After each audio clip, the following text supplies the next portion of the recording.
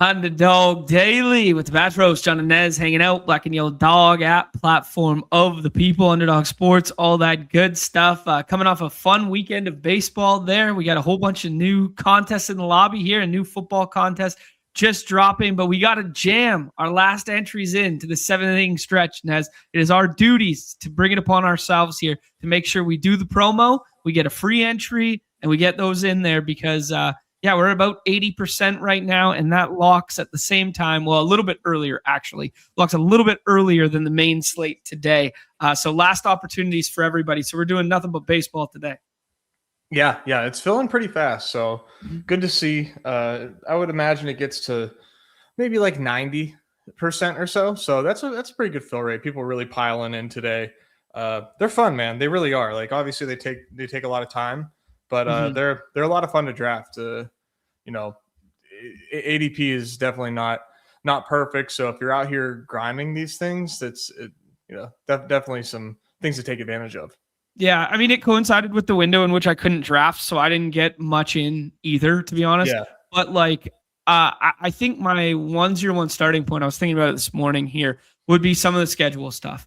Wyatt Langford goes on. This is just an isolated example, but Wyatt Langford goes on the IL yesterday after being on a torrid stretch there. Wyatt Langford is undraftable in this contest. Yeah. I don't think people give credence to hey, could he be the late hammer and come back and whatever? Sure, maybe. But people aren't giving enough credence, in my estimation, of how abbreviated and quick this sprint is. And I would be diving headfirst into quality hitting conditions at Wrigley today.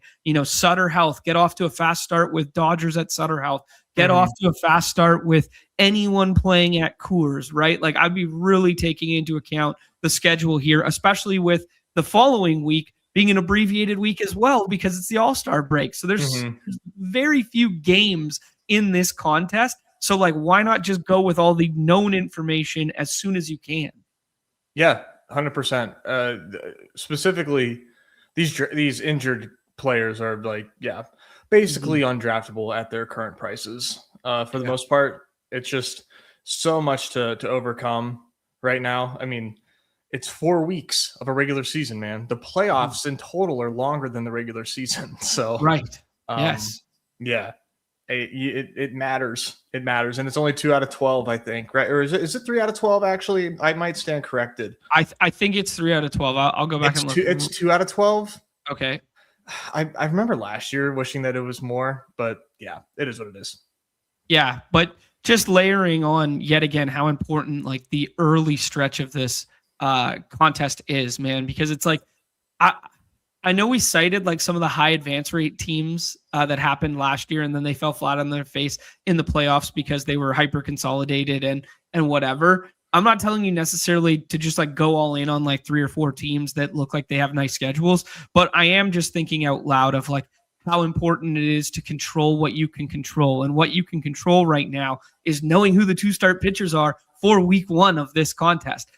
That's going to matter, man. Anyone who's pitching today is effectively a 2-start pitcher. And the late window of information for this contest kind of mirrors that of the marathon, or not the marathon, the eliminator head-to-head, and it mirrors that of weekly winners. Control what you can control right now by going man, I'm going to go out and get Ranger Suarez because he's got 2 starts this week. That matters. That boosts him in my rankings, that sort of deal. Yeah, no, that's a really good point. Those 2-start weeks are very, very important. And when you have a 2-start week in week 1 of this contest, because it's only 4 weeks, you're most likely to roll it again in week 4. Yeah. I mean, you think about it, it's definitely. I don't know. I don't know exactly how many weeks you would expect a 2-start week every number of weeks, but you definitely set yourself up for a 2-start week in the playoffs. For sure, doing something like that. Yeah, exactly. So that was some of the Galbrain stuff I was thinking out loud about right now, where it's I know some people might be apprehensive to jump in the streets because they're oh, these combos don't exist. No, man. This isn't the contest for that. This isn't the dinger. The combo stuff, throw it out the window, man. Does not matter. This is a known information contest. And honest to God, 75% of these lineups that we're taking Wyatt Langford, so like 11% of the contest or 8% of the contest rather, that has Wyatt Langford in the second round or third round, like it might be curtains for some of those teams get in here late with these entries, right? 100%. Yeah. 100%. Yeah, just wanted to hash that out, especially when there's only a 46-person final. Like those back end matchups don't matter as much, you know? Mm-hmm. Yeah. All right, guys. I'm seeing a bunch of GMs in the chat. We're going to do all baseball today here. Just a lay of the land for the week. Tomorrow we're back with Pete. We're going to do Off and On the Clock in the 12 p.m.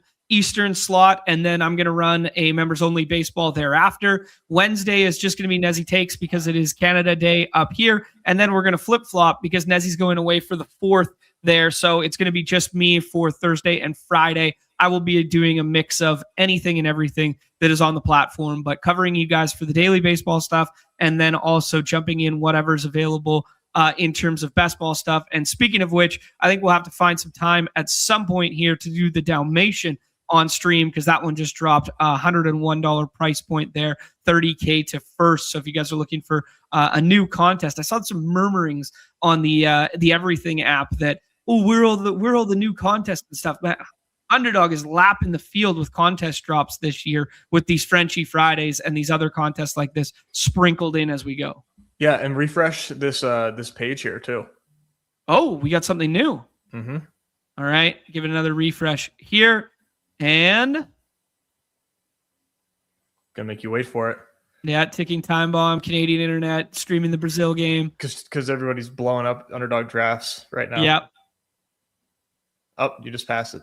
There it is. Oh, Little Dalmatian. All right, so we got the $1 price point and we got the $101 price point. So love to see it. Something for everyone here. Yeah, Little Dalmatian is sick. I mean, I love this. I maxed this last year, and I think I had like 50% Bill. I was just like, what if Bill's the guy? Let me just get a bunch of Bill, and that was fun. Shades of 2023 Audric Estime CLV in the puppy streets. Nobody runs better than your boy, dude. I mean, what can I say? Oh my gosh. Oh, good, clean fun. Nezzy, fun day here, man. We had a damn near no last night, which was pretty cool to watch. And then Willie Abreu kind of blew it all up in the last inning there. But a fun Sunday night baseball game. Then we roll that into this morning. There was a carryover playoff in the golf stuff. Wimbledon started this morning for my tennis guys. If you guys are a racket, grass on grass kind of guy. Yeah. And then we got a bunch of knockout series footy today as well. And then arguably the best daily baseball slate of the year today. Great time to be alive. I am upset that my guy Carlito isn't healthy yet for Wimbledon. Yeah. Really excited to see him return, but hopefully the Sinner and these guys can get their heads out of their ass and give us a good grand slam. I mean, no offense to the dudes that won Roland Garros, but like, dude, Sinner, come on, bro. Like you're all we got right now. Like we gotta see, you gotta put on a show for us. So hopefully we get a good Wimbledon. Love it. Nezzy, let's start with the baseball slate. Let's jump in here. I want to do a quick little look at yesterday. I did not play yesterday. I was fixated on the Canada game, and I was playing a golf tournament on the weekend there. Your boy went super sleepy yesterday. I'm not gonna lie. I slept like a 9 to 9 from last night to this morning after like a long ass weekend there and playing catch up with my own calendar and my own body clock with the travel stuff. And now I think I'm fully fucking back. I'm back. So jealous. I'm so sorry. I would do very, very disgusting things for a 12-hour sleep. I mean, name your price. I love it. Gonna take a look at the main slate here from yesterday. There, Luis Garcia was the guy you needed, man. Monster game there, 42 fantasy points. Shout out to Cam Hurst, been around for a long time there, but he gets that skinny stack correct with Luis Garcia plus James Wood. You need a one-off Schwarber, a one-off early pick Junior Caminero, who's on an absolute scorching hot heater right now. Your boy Valdez finding himself as a one-off in the second place lineup there. Dude. Love to see it. Any thoughts on the slate from yesterday? Yeah, I was playing a Washington Onslaught, and everybody failed except for Garcia. So that was annoying. But I didn't play much this weekend either. I was pretty busy. So I kind of basically just took a few slates off. But yeah, my guy Esmeralyn Valdez, man, is just a monster. That might have been the farthest hit home run by a right-hander. That's got to be up there as like top 3 furthest balls hit. What was the number? Do you remember? What'd you say? What was the number? Do you remember? Like 470. Wow. It was crazy. It went over the bullpen in that north side notch where those home runs all fall. And it went like over the bullpen. I mean, he launched that shit. I mean, that's a tough yard for righties to get out of, like just in a vacuum, but especially to that part of the field. Like, that's old school.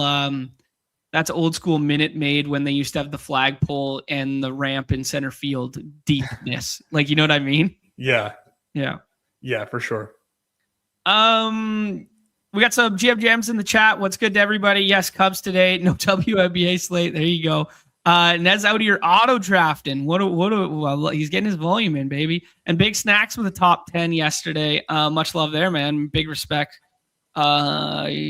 Yeah, Big Snacks right there. Station 91, who's hanging out in the chat as well. Eyes on Fence. NBE, who's been good for years. Love to see it. And then we had the late slate as well there. Nez touched on it. An amazing Sonny Gray start. I just put him on the cover for the lulls. But Scarlett takes this one down. Manny Machado coming to life in that one. A little Dodgers skinny stack. And then all the best one-offs. You needed Sonny Gray, who separated a bit there. GPN GC has been killing it, especially in these short slate. It's happening again, isn't it? Yep. I could see on your face. Yep. I mean, you were on a roll, so like I wasn't gonna. Here we go. Say anything. I don't know what it is. I don't know how this keeps happening to you. It's just Chris's website. I don't know what it is. Well, it's weird because it's like the recording thing, like on StreamYard, gets like a red dot when I don't know. Oh, interesting. So, all right. Maybe you're pressing. Yeah, but Andrew's been cooking, man. Mad respect to Andrew. He had a couple W's while I was away as well there. 2 top 3s in this one, but Scarlett takes it down there. Just wanted to send some love to the community. Yeah, love it. Shout out Andrew, dude. Love it. All right, dude, let's cook. This is a monster slate. I teased the fact that I think it is probably one of the most enjoyable slates of the year, and that's largely because we have bats on bats with boostability. We're going to start with the weather here, and I'm just going to show you guys what I was seeing last night on the ballpark, pal. Look at this. Beautiful green numbers across the board. Awful day to be an arm. Awful day to be an arm. But this is leading us to, I don't know, man, 6, 7-ish chalk teams that are getting drafted at almost 100% frequency, but all the combos cannot be covered because there's too many good bats to draft. So like not everybody's fighting over Coors. Everybody's kind of staying in their lane a little bit. And like my very first draft of the day, I got the 5-man GM Dodgers stack because people are going to other places. Like, you know, so it's kind of like choose your own adventure out here, but all the adventures are fun as fuck. Kind of the inverse of Friday's slate where it was like, choose your own adventure, maybe the White Sox. So pretty interesting slate here. I'm excited to draft it. I've already got a handful done. How you feeling, dude?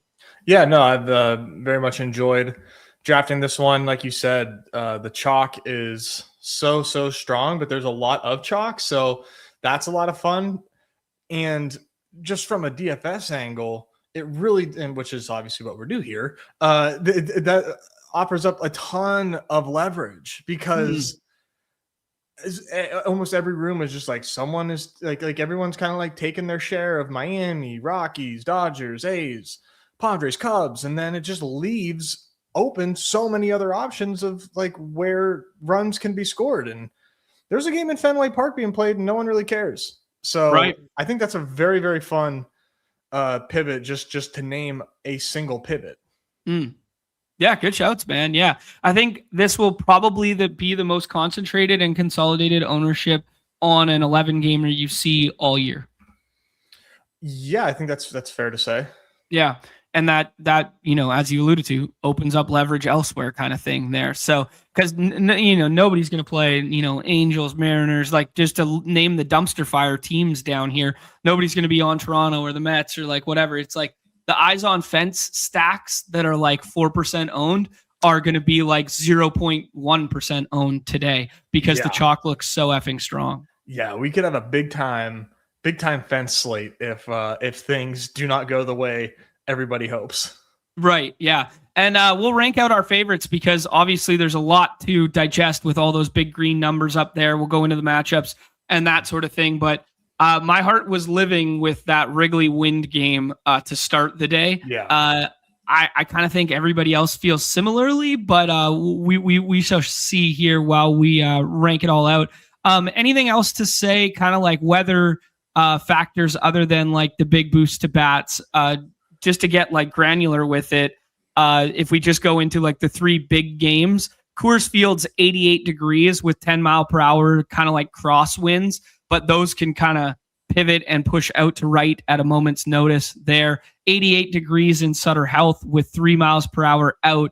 And then the big one, 90 degrees at Wrigley Field with 16 mile per hour winds pushing outward. Yep. Yeah. I mean, that basically says it. It's a bit of a shame that MLB has this, these teams staggered from the slate. I say that because there's a heat wave in the Midwest and specifically in the East Coast right now. So you see that those big red suns on Citizens Bank and Oriole Park there, because there's some major heat advisories in those areas right now. So the ball is going to be jumping over there, but we don't have like a turbo slate or anything like that. Yeah. Because maybe we could find a little something in the lobbies there for that Baltimore game and for that Phillies game. But it looks like they might open the roof in Milwaukee. Going to be pretty hot there. They might need to close it for heat. I mean, wow. It's that hot.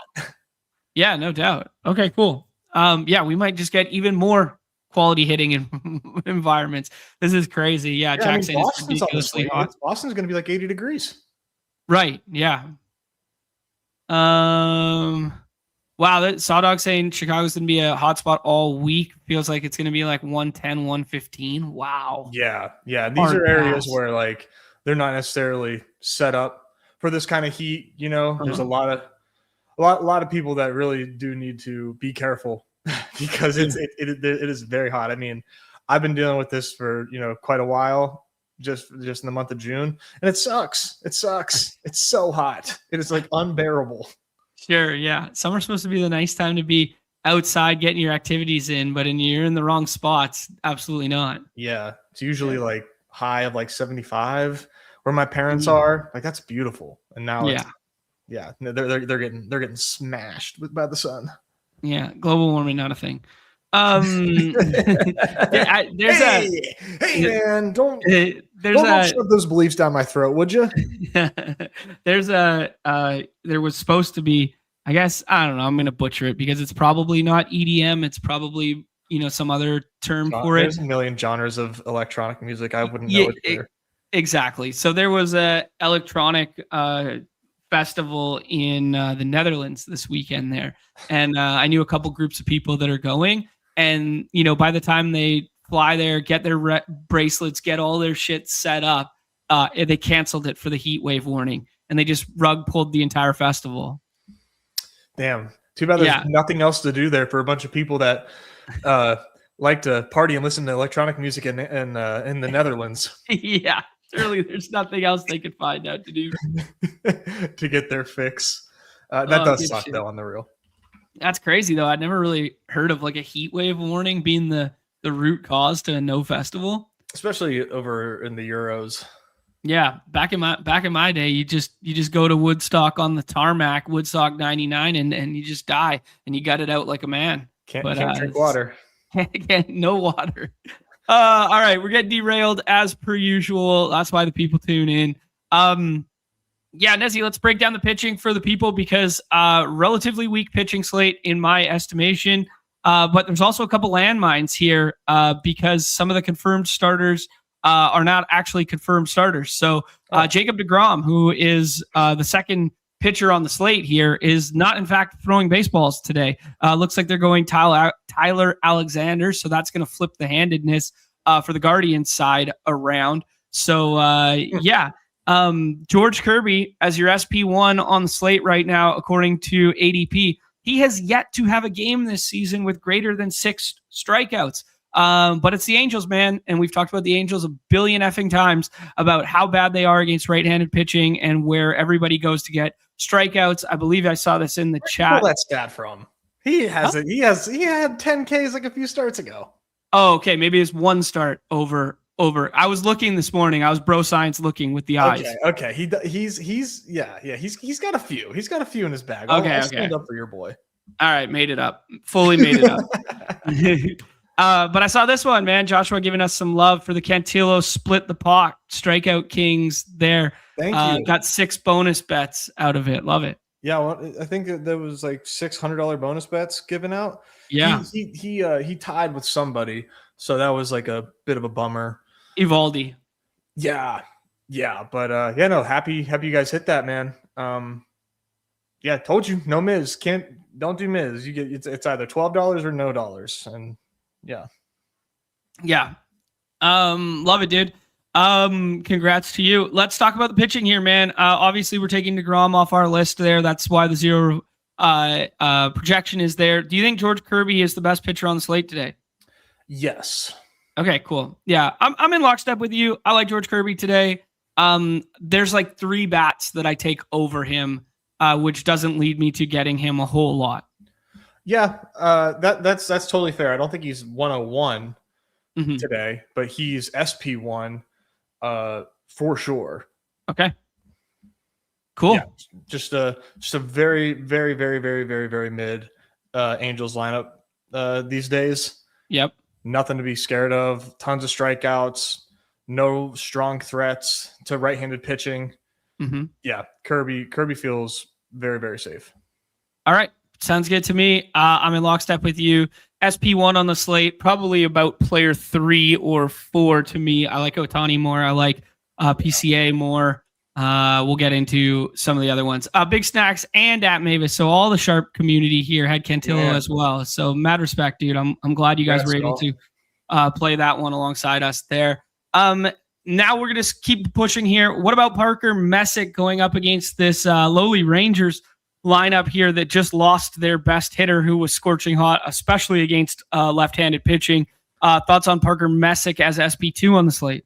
Yep. Yeah, he is my SP2 coming off a pretty sick start against the White Sox that are no joke. He made it 2 outs into the 8th inning, racked up 10 Ks. I mean, Messick shoves, dude. He is a very, very fun pitcher.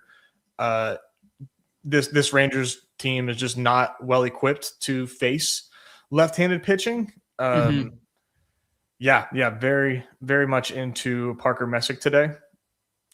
One thing that I guess you can say is Justin Foskey has been hot as hell. Okay.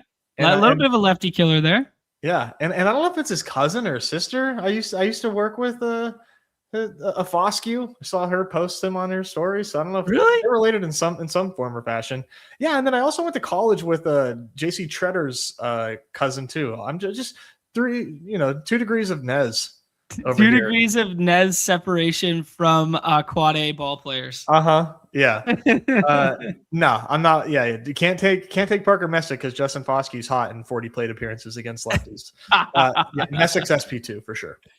Like it. I like it. In lockstep with you there, man. So far, now I think we get to the point where you could start choosing your own adventure. Some of those Nats bats went crazy yesterday there, but we could play Ranger Suarez, who's been really effing good in his recent starts and gives you a pretty solid floor in my estimation. Also saw an interesting stat that I don't want to butcher it. I'm trying to. About who? It was about it was a Carabas stat yesterday about the Red Sox rotation.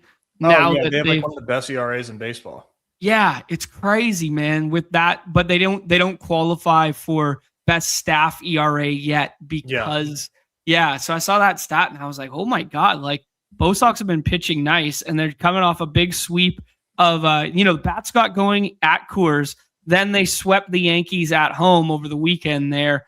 Went a little bit deeper in their bullpen than intended last night after they had Sonny Gray go like almost 8 perfect or whatever it was, 7 2/3 or whatever. And then they go a little bit deeper in their pen than necessary. But yeah, Ranger with a half decent spot here. People are going to be enamored with Ryan Weathers and the strikeout potential of him today. Obviously some pop in that Detroit lineup, and we like playing him away from Yankee Stadium more so than at home. But I think these two kind of stand out as the next tier to me. Do you feel similarly? Yeah, they definitely do. And I feel like Ryan Weathers is his own tier, separated from Ranger. Okay, cool. Weathers is in such a better spot. Mm-hmm.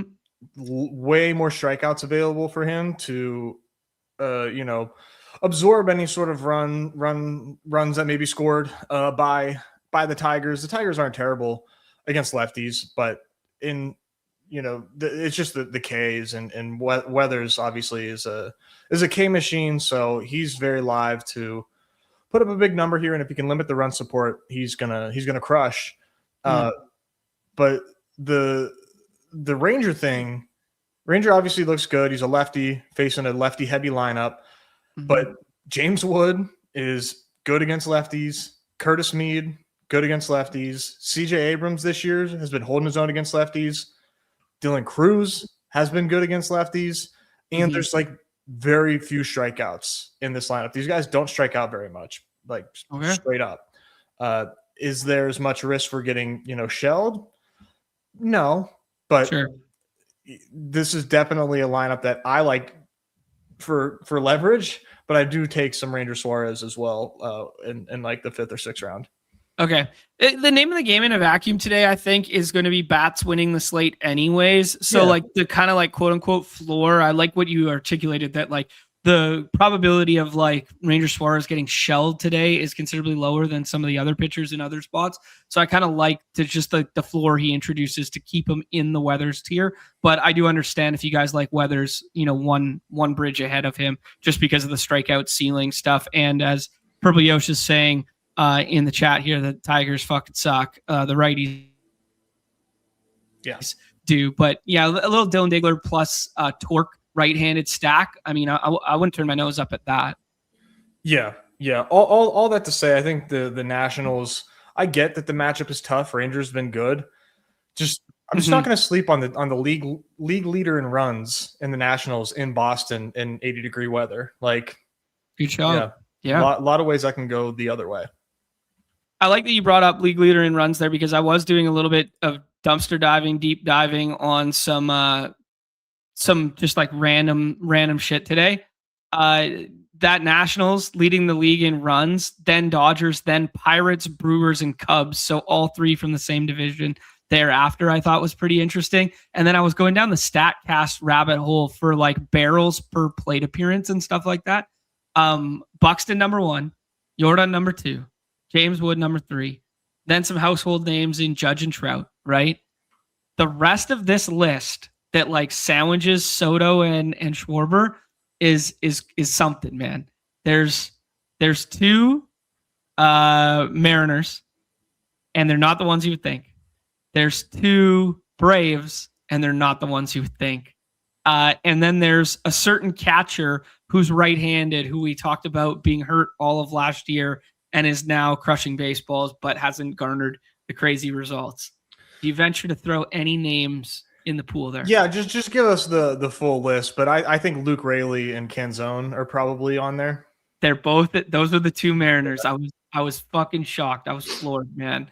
And Canzone is ahead of Soto, Schwarber, Show Heavy, Langeliers. He's ahead of Ohtani in terms of barrels per plate appearance. Yeah, these crazy, dude. These Mariners against righties are just mashing. Yeah, and then the two guys here, the one that I never would have thought, because I've poo-pooed him for a long time, Michael Harris. Michael Harris 6th in baseball in barrels per plate appearance. Drake Baldwin 2nd. Yeah, Michael Harris having a great season, man. Or 7th, sorry, behind him. Next behind him. Yeah. Anyways, I poo-pooed on him pretty heavy that I was like, he has the same profile as Christian Yelich and he doesn't lift the ball. And it's like the exact same flaws that Christian Yelich has. Mm-hmm. But if he does put it together and start lifting it, there's that fringe MVP candidacy that lives in the back there. And he's put it together more than I was ever giving credit this year. Anyways, side tangent there. I think these are our big four. I think it's a tier of 2, a tier of 1, and then a tier of 1.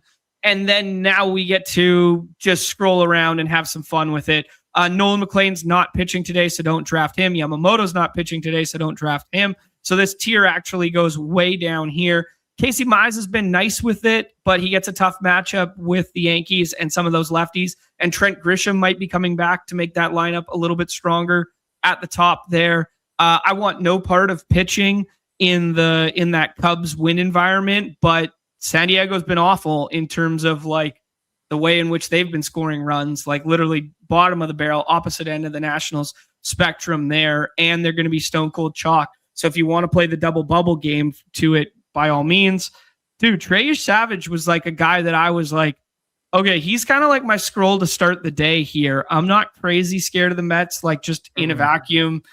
I know he's got some elite strikeout stuff at times, but he just has to keep the walks in check.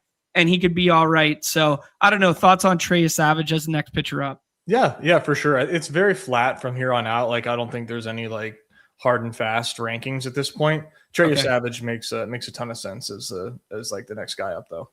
Okay, cool. Sandy Alcantara would be next there, but he is in Coors. Yeah, nice things I can say is at least he keeps the ball on the ground, like just a little bit in general. He's been very strong in his last 5. They always let him go deep. Is he part of your player pool today, even though he's in Coors? No. Casey Mize would be next for me. Okay, cool. So we'll take him out there. We'll take Casey Mize there. Gets the Yankees, who have been scuffling over the weekend there. Yankees are not good against right-handed pitching right now. That is not where their bread is buttered by any stretch. I mean, they've got like 2 guys that have a WOBA over 350 against righties in the lineup right now. They're not very good right now. Okay, cool. Respect it, man. That's kind of our 6 to start. And then now we kind of get into where do we want to go elsewhere. Like Robert Gasser's been pretty good, man. We could go there. But you run into the Great American Small Park effect, and TJ Friedel got called back up, so you get a handedness advantage guy leading off most likely today now that Blake Dunn's on the IL. Lauer's been strong since he joined the Dodgers, but you always worry about how deep he can go in the ball game, and it's Sutter Health. Strikeout rate not overly impressive either. There's Erod, who say what you will. Gage Jump's been really good, but I don't really want it against the Dodgers there. The one game that he got, he didn't even get hit that hard, to be honest. But the one down game was actually when they played in Vegas. Lodolo had a shortened start last time out. Probably don't want to play a pitcher against the Brewers, but at least he's left-handed if you're playing against the Brewers. Yeah, thoughts on any of these scroll options and where you would rank them out? The only guy that I would throw in as an option to scroll to would be Erod for the D-backs. This is a good park to pitch in Arizona, and strikeouts galore against the Giants versus left-handed pitching. Not that that's his calling card, but that's just like a boost to why he's a good play today. Not a very good team against lefties are these Giants. So Erod is a pretty fun scroll. Cool, man. Respect the take. Absolutely. He's been very strong in his last 5, turns out. Also, left-handed power plays better than right-handed power in that ballpark. So it's nice having a lefty on the mound just in general. Anybody else that stands out? Sean Manaea against Toronto, Lodolo. I don't want Canning in that game environment. I don't want Sean Sullivan in that game environment. Tyler Alexander probably won't go deep enough to matter. That's it, man. 7 pitchers in our pool. Yep. Yeah, I got nothing left for you. Okay, if you were drafting early in the day and you had Jacob deGrom, or you had, Nolan McLean, or you had Yamamoto, something like that, who would you swap to? I would probably try to get Weathers if you could. Otherwise, you Savage, then Mize as swaps, and then last resort Erod. Respect it, man. Yeah. I think my last ditch effort scroll would be Gasser, just because I kind of have a soft spot for him. But yeah, Run the Sims has been ahead on Gasser for like weeks, and he really came through. I think the last like couple starts, he had some pretty nice outings. Yeah. Okay. Cool. Respect it. Do they have a good projection on him today? They do. Yeah, they've got him 1, 2, 3, 4, 6. So okay, right on. Yeah, it's pretty flat there, but they do like him kind of like at the end of a tier. Okay. Just to summarize here, I think there's 9 draftable pitchers. Realistically, I'm only going to draft 7 of them. Maybe 8 of them, with Gasser being the last of them. My swap rankings will be, as Nez alluded to go to Weathers, then Savage, then Mize, then Erod. That's kind of the 9 right there in my estimation. I don't think this is a slate where pitching really separates and breaks it for you. I don't really see, the 25 fantasy point guy today and the have to have it. And I think run scoring across the entirety of the platform, or the entirety of the slate rather, is going to be strong enough to supersede the pitching or need for pitching. So I will be taking some bats over Kirby, bats over Messick, and I will be living in the Weathers, Suarez, Savage, Mize, Erod kind of range there. That's how I'd summarize it. How do you feel? Yep. Yeah, I think that's a pretty good synopsis.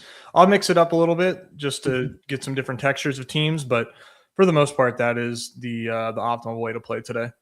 All right, cool. Nez, we're going to jump into some of these game totals and whatnot and look at some of the simulated totals for just breaking down where our stacks are going to reside.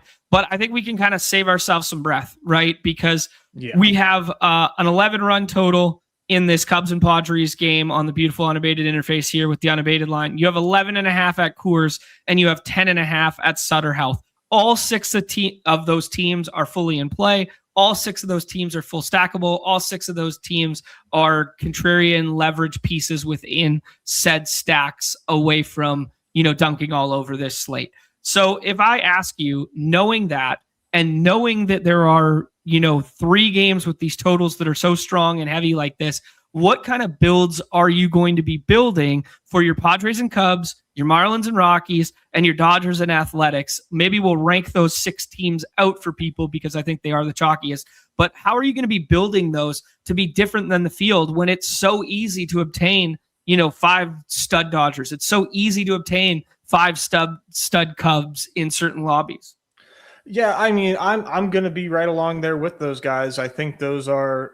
It just makes sense to have those type of teams in your bag when they're so easily attainable. But it just makes a lot of sense, right? Like why not if you could, and then kind of deviate from there.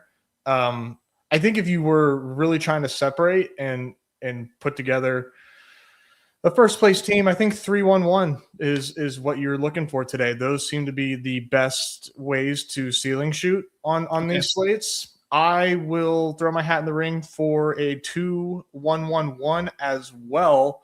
Just getting a little bit of everything, just because this is that kind of slate, man. This is a massive slate with a ton of run scoring. It's just I can see that being viable, and maybe even paired with maybe Messick, maybe Kirby. You can do those type of things, go non-chalk on these guys and these one-offs, and now you got a team that's scoring like 160, 180, and that's what you need. It's just, to me, if you're trying to go for first, I think you would probably want to get a little out of meta, I guess you could say. Yeah, because if you come in here and build 5-mans of these 6 teams, you're going to be holding hands with people across the board, and you're going to be playing like 1v1s across the board, and you're going to 1v1 yourself to death, basically, is what's going to happen here. So I like the way the framing in which you articulated is that, like, hey, we know these are the chalk teams. We know they're going to score a lot of runs, but that's what the field thinks as well, right? So your cleanest paths to first place are getting contrarian within those stacks or getting contrarian around those stacks if they're the stacks that hit. Or if you only are going to play like 3 to 4 bullets or something like that, finding some completely unowned contrarian angles to all of it, because you're going to be the only guy who shows up with Red Sox, or you're going to be the only guy who shows up with Reds or whatever it is. Yeah, cool. Exactly. All right, let's rank the stacks for the people there of those big 6, just because, I think it's Cubs 1, man. I think PCA might be 1-0-1 today. It's lefty for Ohtani. Jump's been kind of nice, and Jump's been good at home. I'm splitting hairs here. Give me PCA with the wind blowing out, even though it's blowing out to the wrong side of the field for him. Man, I think Cubs are my favorite stack on the slate. Yeah, it's hard to ignore Cubs with this environment. We know how insane Wrigley can play when the conditions are right, and Griffin Canning on the mound for these lefties is just like pure food. It's really not going to go well for my guy Canning. He's holding it down against righties, but will that even matter here? Who knows? Probably not. Yeah. But PCA is my 101. He's been so good the last couple months. Insanely good spot. Yep. Yeah, cool. It's PCA. Michael Busch is my favorite ADP adjusted play on the slate. I was jamming him this morning there. I love Michael Busch today. Love Busch, evergreen. And then like anyone you want to get into with the righties down here, obviously the splits are a little bit more in Griffin Canning's favor once you get down to the righties. But man, with that wind blowing out, like even Bregman can lift a ball and scrape it over a wall with that wind. Yeah. Bregman hitting 2 definitely seems like a nice play. But I'm gonna, have my preference toward these lefties, and if Conforto is in, that's going to be a really nice stacking option. Yeah, Friday's slate there, Conforto hit second in that one, so yeah, that would be nice to have once again. Yes, these are in fact the ADPs. Crazy, man. I thought Busch should have been like a top 5 pick. Like I had him in every single lineup there. I'll give it a refresh to make sure we have the newest ADPs, but Cubs were jumping off in a big way. I'm going to use Michael Busch there. Is it Dodgers next for you, or do you like the other side of the wind game? Do you like somewhere else? I like Miami. Okay, cool. Miami it is. You're going to get some of this lefty stuff, but I put Otto Lopez on the cover because people don't realize how effing good he has been, and this ballpark plays beautifully for a little bit of power, a little bit of speed, and a whole lot of contact. So I like Otto Lopez at ADP, and these guys are buried comparatively. Roberto Hernandez will hit up in the order for the handedness advantage, carries a bit of pinch hit risk. A lot of these guys carry some pinch hit risk, but the guys that start lefty will stay in lefty, and that'll probably be Stowers and Marcy. I think Stowers will start. Marcy TBD. Okay. But yeah, I mean, I'll throw in even just as like another, well, it's kind of hilarious that Hernandez goes below Ruiz because Hernandez is like such a better play. Hitting leadoff as a right, like Hernandez has been mashing since he's come back in the last 30 days. I mean, what's he got cooking here? A 358 WOBA with a 300 ISO, and that's against right and lefty. If you just want to look at his just lefty stats, 450 ISO. Wow. In the last 30 days. Wow. Against lefties. So he can't wait to see Sugar Sean Sullivan on the mound, man. Yeah, and reminder that the Cubs absolutely decimated him 2 starts ago, and the lowly Red Sox were even found a way to get 3 runs off of him last time out. So yeah. Yep. So yeah, shout out to Miami. Insanely sick cost-adjusted stack here. Cool. Love it, man. What about little Joe Mack or Graham Pauley? Scroll the F down, pick to click today. Woo. Who was the Joe Mack and who? Graham Pauley? Little Graham Pauley, maybe? Pauley's a lefty. I don't think he's going to start. They're going to have to play 3 lefties today, I think. What? At least. Mack's a lefty too. A lefty too. They're gonna have to. They're just not a deep enough lineup to not start 3 lefties today. So you throw Graham Pauley out there to play what, third? Yeah, maybe it'll either be him or Javi Sanoja. Yeah, Sanoja probably. Yeah, Leo Jimenez. If Pauley's in the lineup, we're gonna have to just play the home run just because you said it. But yeah, but I think Stowers is in there for sure, and then the other 2 will either be Marcy and Mac, or Pauley and Mac, or but they're gonna have to play 3 lefties, I think, because Conine's a lefty as well. Owen Casey's a lefty as well. Like they don't have enough righties, even with Ruiz starting. Yeah. Definitely into the lefties if they're in there, because they're not going to get pitch hit for. Exactly. Like they're already out there. Yeah. All right, cool. So Cubs are number 1, Miami's number 2. Do we get to Dodgers as number 3 here, or do we like the other side of the Win game or the Coors game? You're dying to get to these Dodgers. Not me. No. I am good. Give me Rockies next. Okay, cool. Rockies against Sandy Alcantara. We already got a lineup for them. No Willie Castro in that one.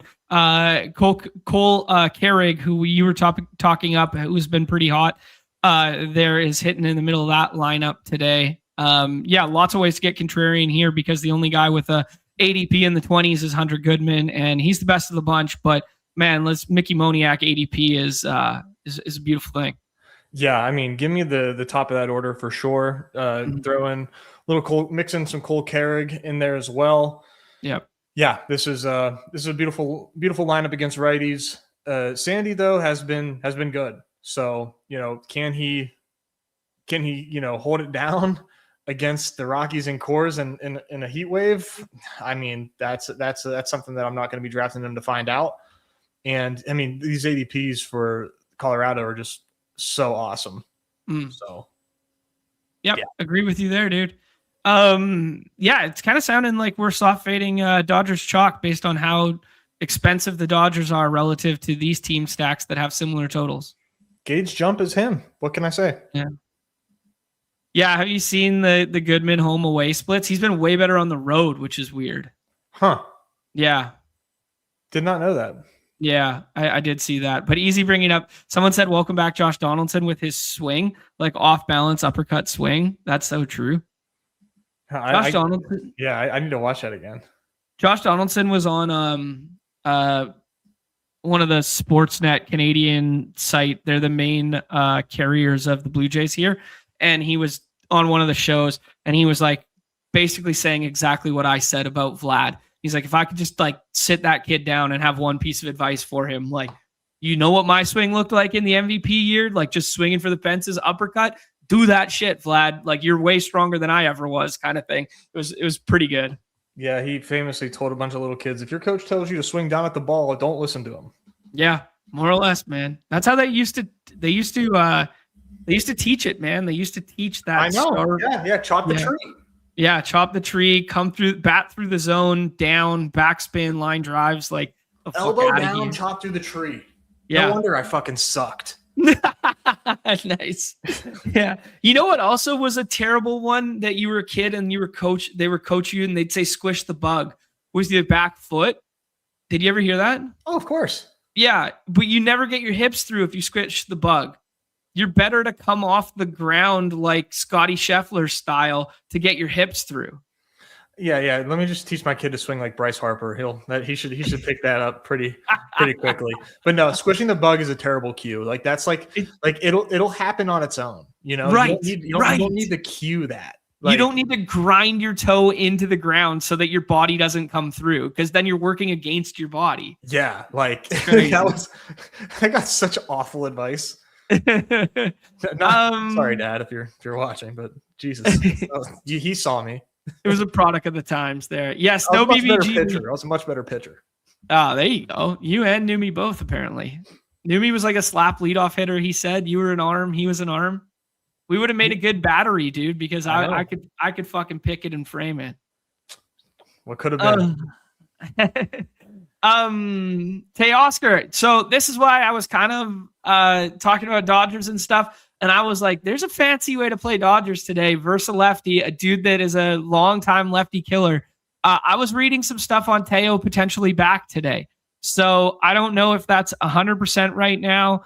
We did have a mishap last week with like some of these guys and forecasting them back, and then they didn't come back even though they were activated from the IL. That happened with Lindor. That happened with Ellie. That happened with Soto. No, Soto was the weird Q tag. But if Teo's back today, man, he hasn't been hitting up in the lineup all year. It's not been a great year for him, but I think it's a pretty fancy play to get to the Dodgers today. But I think I still like the Padres more as a stack next. Yeah, no, I do. Yeah.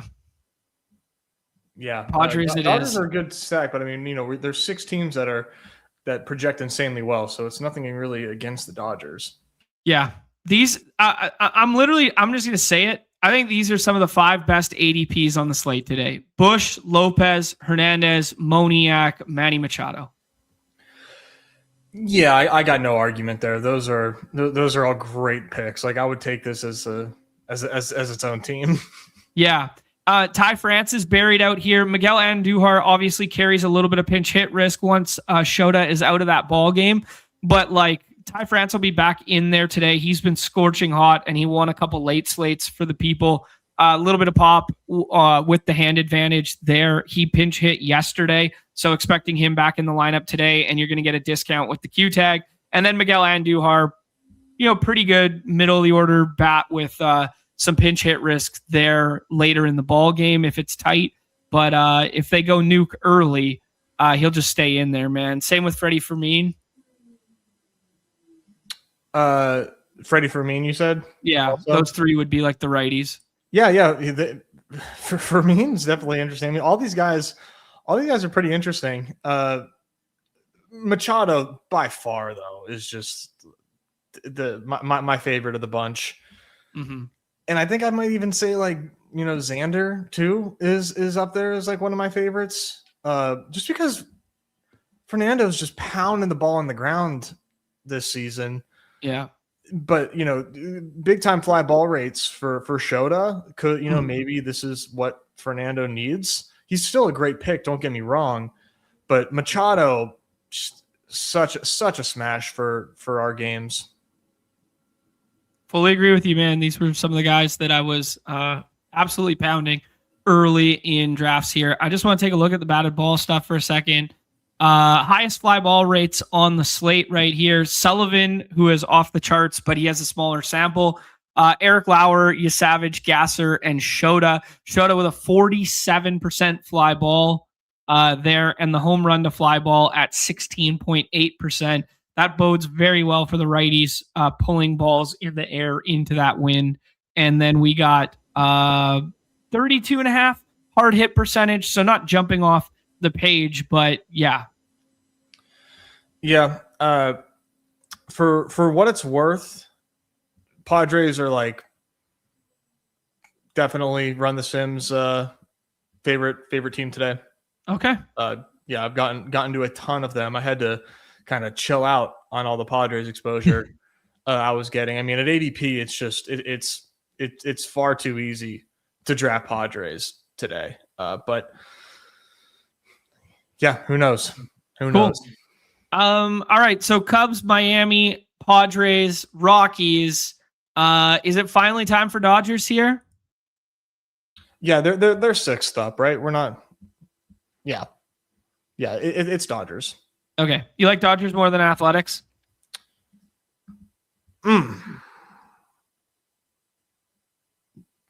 No. Yeah. No, not really.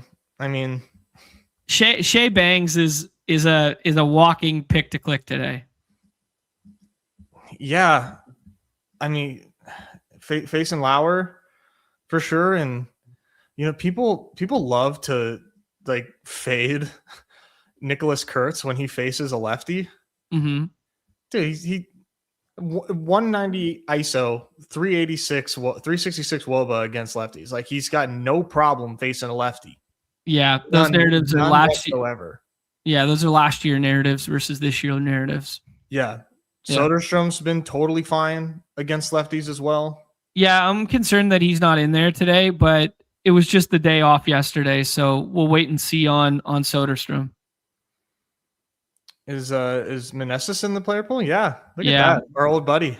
Yeah, so this was one of my on the side sneaky ones too. One of the oldest prospects ever to have an impact in fantasy baseball when he was with the Nats there, and then was on that Team Mexico team as well in the World Baseball Classic. But our old friend Joey Meneses is here as well.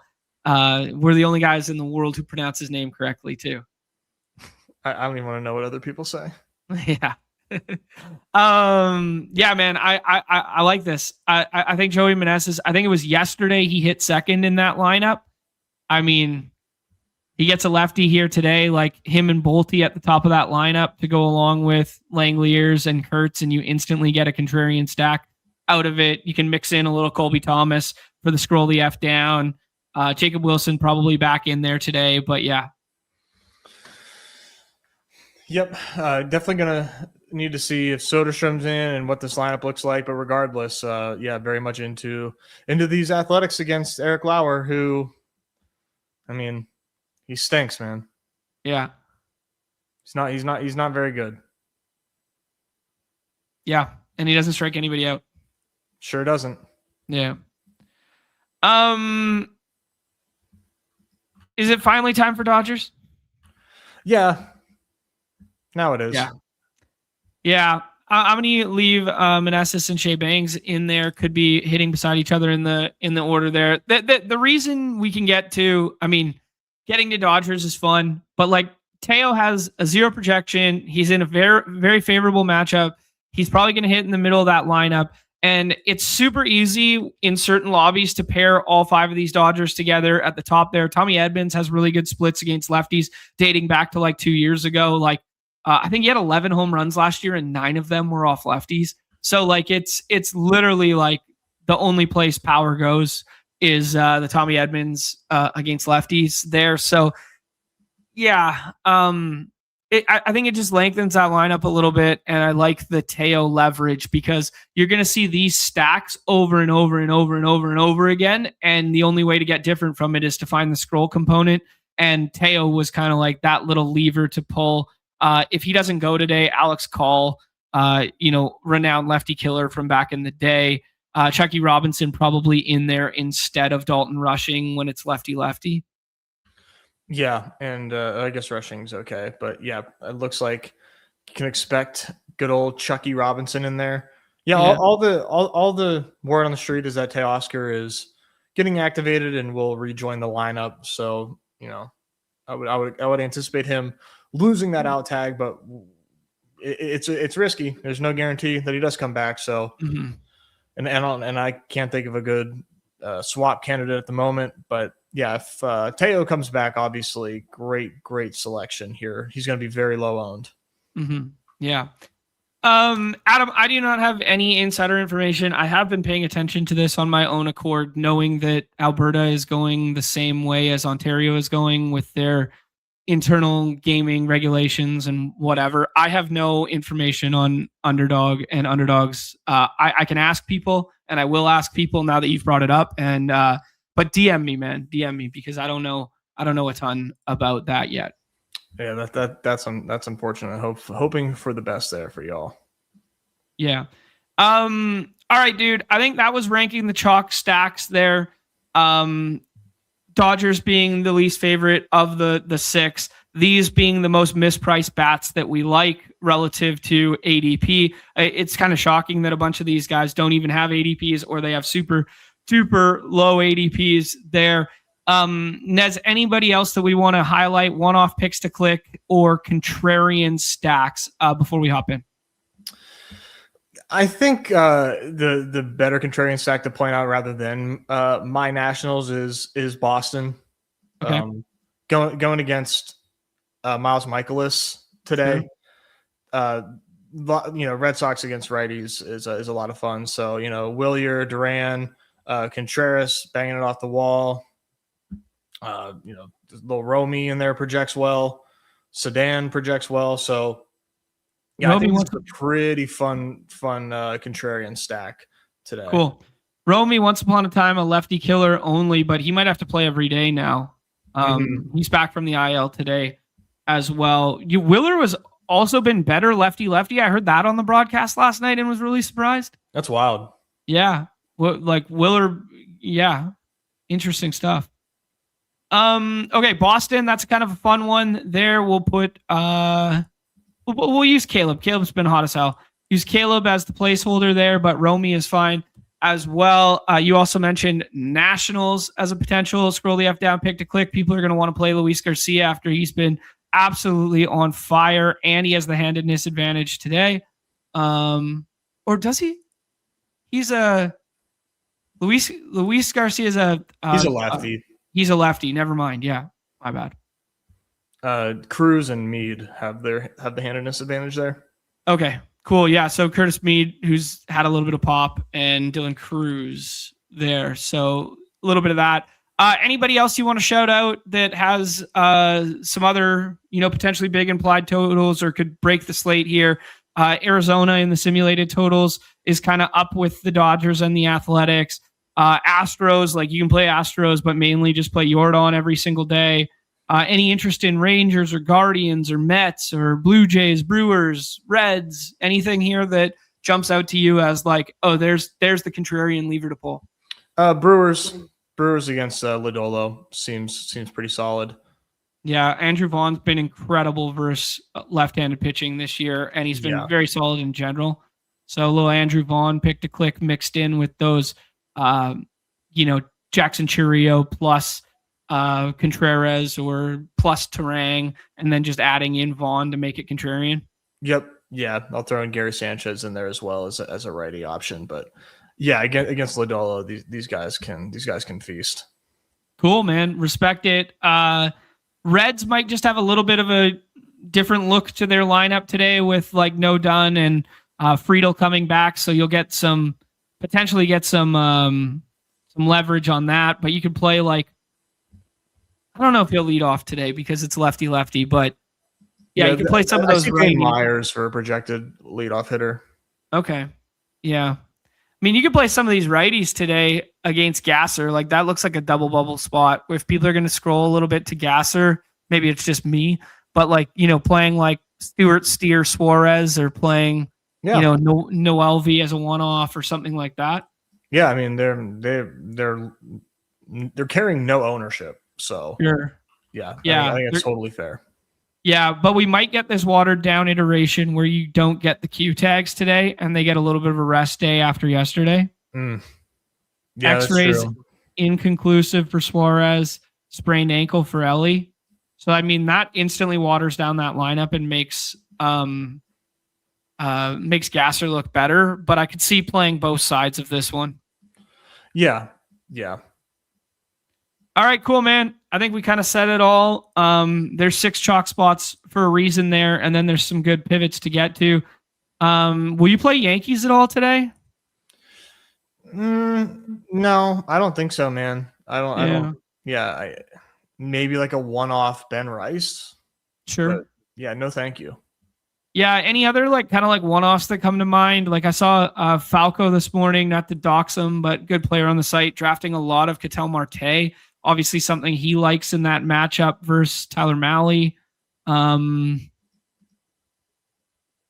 Yeah, anybody else like one-off, kind of like pick to click? I think so. Nothing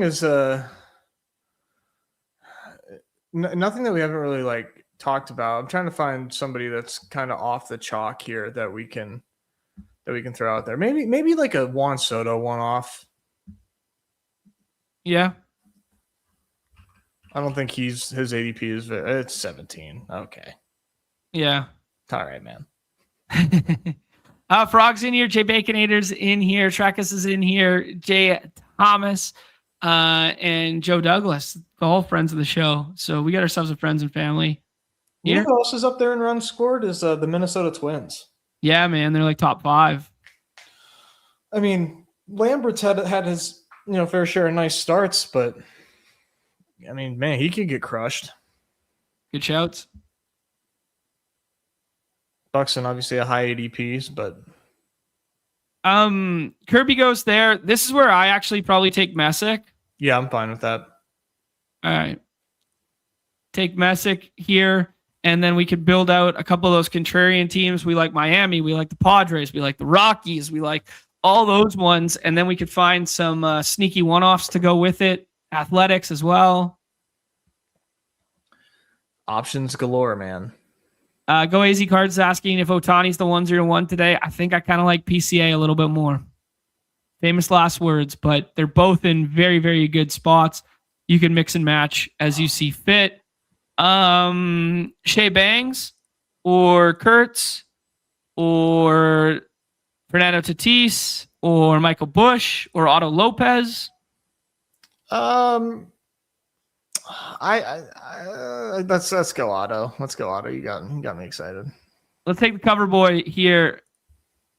Good handedness advantage. Low key been one of the best players in baseball this year. Mm-hmm. No cap. No cap. You heard it here first. No cap. None whatsoever. A lot of fun baseball plays today. A lot of fun. Yeah. You know, as a guy, we didn't talk at all about the Seattle and Los Angeles game. Dude, I would not snooze on playing a little Ryan Johnston tonight. Where is he? Dude, look at this. 8 Ks last time out against Baltimore. Like, he's a down in the zone, keeps the ball down. Pardon me? That ruined my life. I thought he looked pretty good. He keeps the ball on the ground. We talked about him, how he was like their best pitching prospect from that 2025 draft. He's still young. He's huge. I don't know, man. Mariners just never put up runs at home. They're obviously better against righties than lefties, but like, yeah, I wouldn't, you know. Yeah, I'm not doing it, but a bridge too far. Should we carry on with the Miami stuff? Should we take one of these Nick Paz or Fernando Tatis? We could also take Manny Machado. Let's do Machado. Yeah, I think Machado is the best play on the Padres today. Yeah. Also, Miami has a plethora of outfield eligible options too, pending who you think is going to be in there. But like Hernandez and Stowers would be the two that I would pick. Yeah, they definitely will.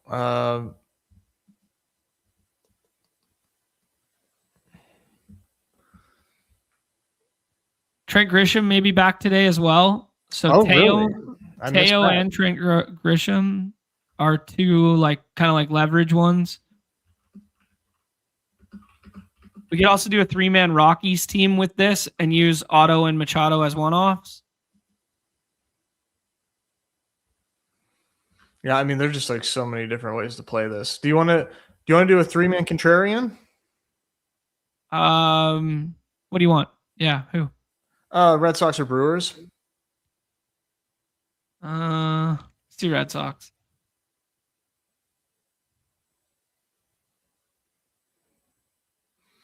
Red Sox are an okay contrarian fit with this lineup too because they are primarily outfield eligible. Mm-hmm. Yeah, I mean, Machado is almost always going to be stacked. Otto Lopez is almost always going to be stacked. Agreed. Otto Lopez, four hit night. Machado, 2 dongs. Red Sox are hot.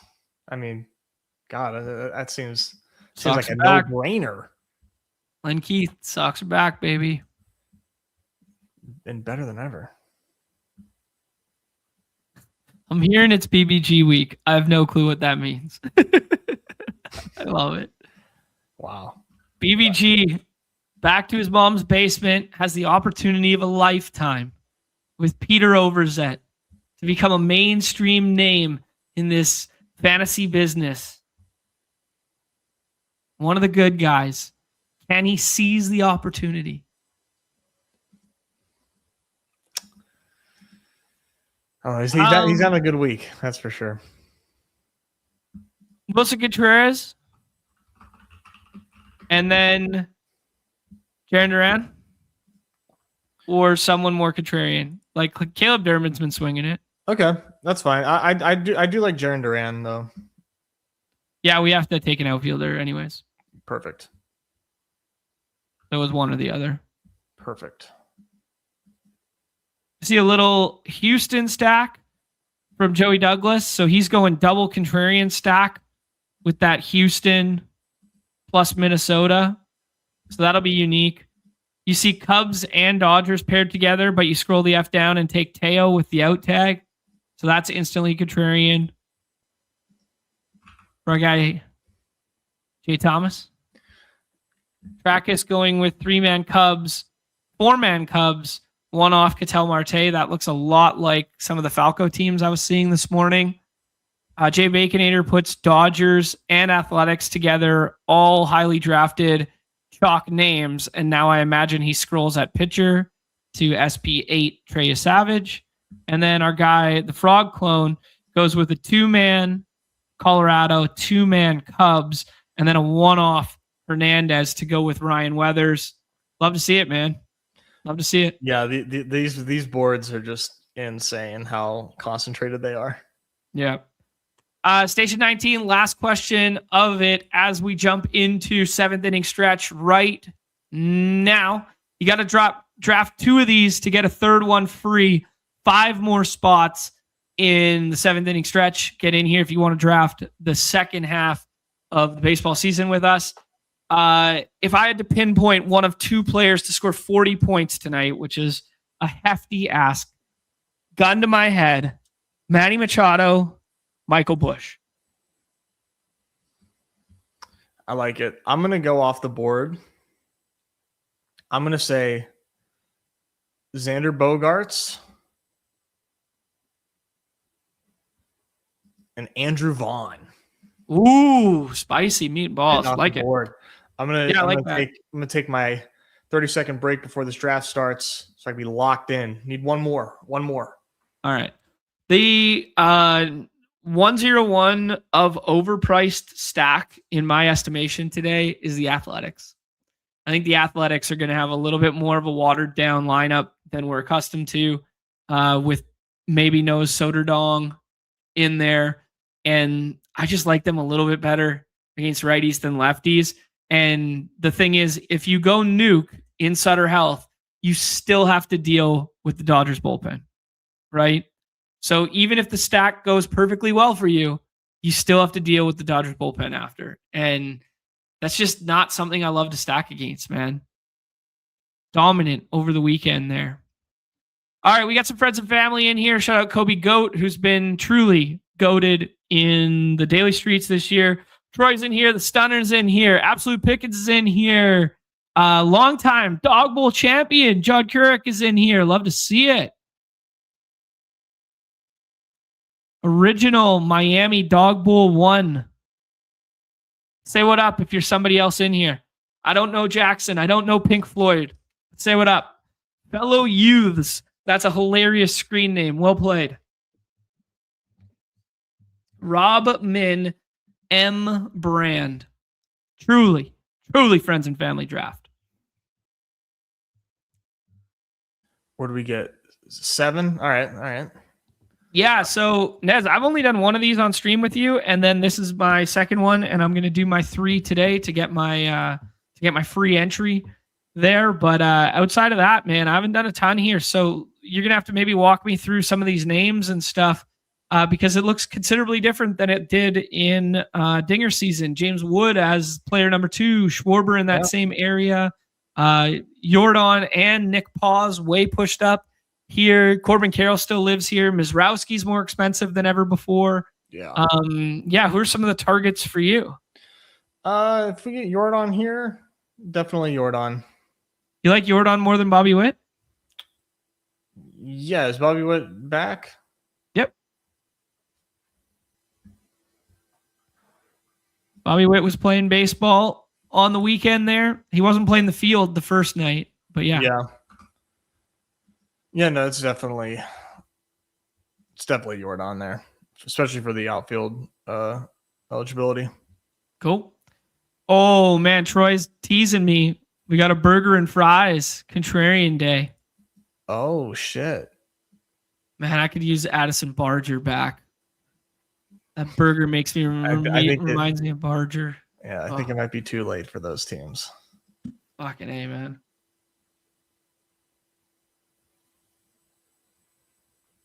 Who? I got a comp. All right. Cross sport comp for the people. This year's Blue Jays are this year's Chicago Bears in the draft street.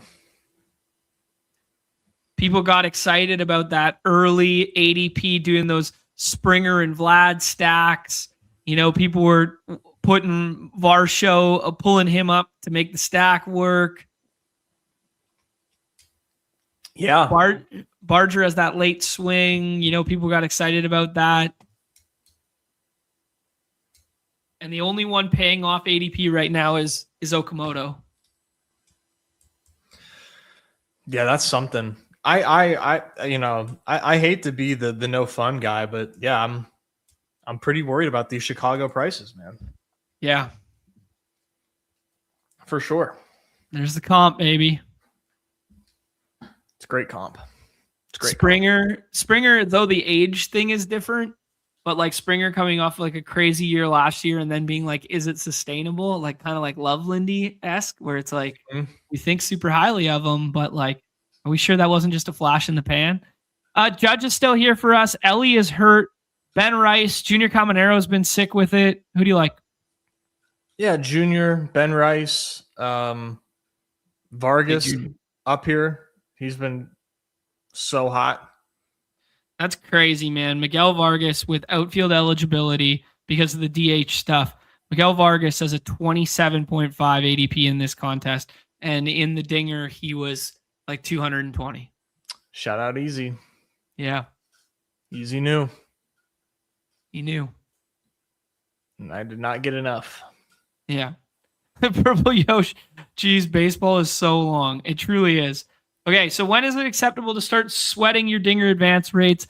I will say as soon as the All-Star game concludes on that Thursday after the All-Star break, you're allowed to start sweating. I think that's accurate. So there's 2 more weeks to get to that point, or like a week and a half to get to that point, and then you can start sweating for the week and a half thereafter to hope you roll some 2 starts, roll whatever to push into the playoffs. Yeah, because we still got 4 more weeks, man. Yeah. We still got a whole month. Yeah, we got 4 more weeks starting tonight. So, yeah. I'm just going to take a peek here at some of the... I fucking closed it. Idiot. I wanted to take a look at some of the schedule grid stuff because I talked about, who could be lining up for, 2 start stuff. We could also be looking at, who's lining up for some good hitting environments. Mm-hmm. See if there's You're gonna have to tell me when we're back on the clock here. Getting close. Two picks away. Okay. So, upcoming weeks. Everyone's got 6 or 7 games this week. Yeah, there's definitely going to be some teams that don't get full weeks. I'm not touching Acuna. How about Gunnar Henderson? Sure. I'd say Gunnar or Pages. Say Gunnar. Okay. Never Pages. Why? I don't know. He's so good. And his defense keeps him in the lineup no matter what, too. And he's been hitting like in that 2 hole. He's what everybody wanted Teo to be in the original dinger. Uh-huh. Yeah. He's what people thought James Outman was going to be after 1 week in 2022. Man, I thought the Dodgers had one with James Outman. I really did. Yeah. I was tilting. That was the last we ever saw of the regular season winner of BBM. What was his name again? King Cap. Yeah, I hope he's okay. Have not heard from the guy in forever. So I hope he's doing well. Used to DM him a little bit. Might just have to send him a little. Hey, hope you're good. Yeah, a little wellness check. Yeah. All right. Our guy Len Keith, the super scroller, has cooked up a 129 Xer for us here. No shot. Brett Beatty home run and a Perdomo home run. If you add the boost to it, 180, 25 gets you like 4,000. Not two guys that we are accustomed to hitting home runs, but yeah. Okay, we're up here. Nez, Acuna's still here. Wyatt's still here. Schlittler's still here. Yeah, I'm cool with Schlittler. No Wyatt, no Acuna. Definitely no Ramirez. I like Schlittler. Let's do it. Never Pause gives great bull case. Spot on, dude. Just looking for reasons just to go against the grain, you know? Yeah. Corey's in the one hole. Love it, dude. Didn't realize we were live. Same bat time, same bat channel every day, my friend. Fellow youths. Fellow youths. Good screen name. All right. Drop that one in the chat. Len Keith telling us it's not that crazy. I agree with you. It's just 2 home runs from just 2 names that, we haven't talked about yet today. Not crazy at all. Left-handed power plays a little bit better in Toronto for that Brett Beatty play. And then Perdomo. Where's Perdomo going in these contests? Pretty low. 159. Yeah, that was a bad ADP. I mean, it was just so obvious.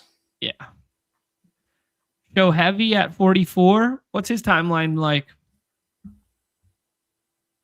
Who? Show Heavy, man. Murakami. Advancing in rehab program 8 days ago, so that's bullish.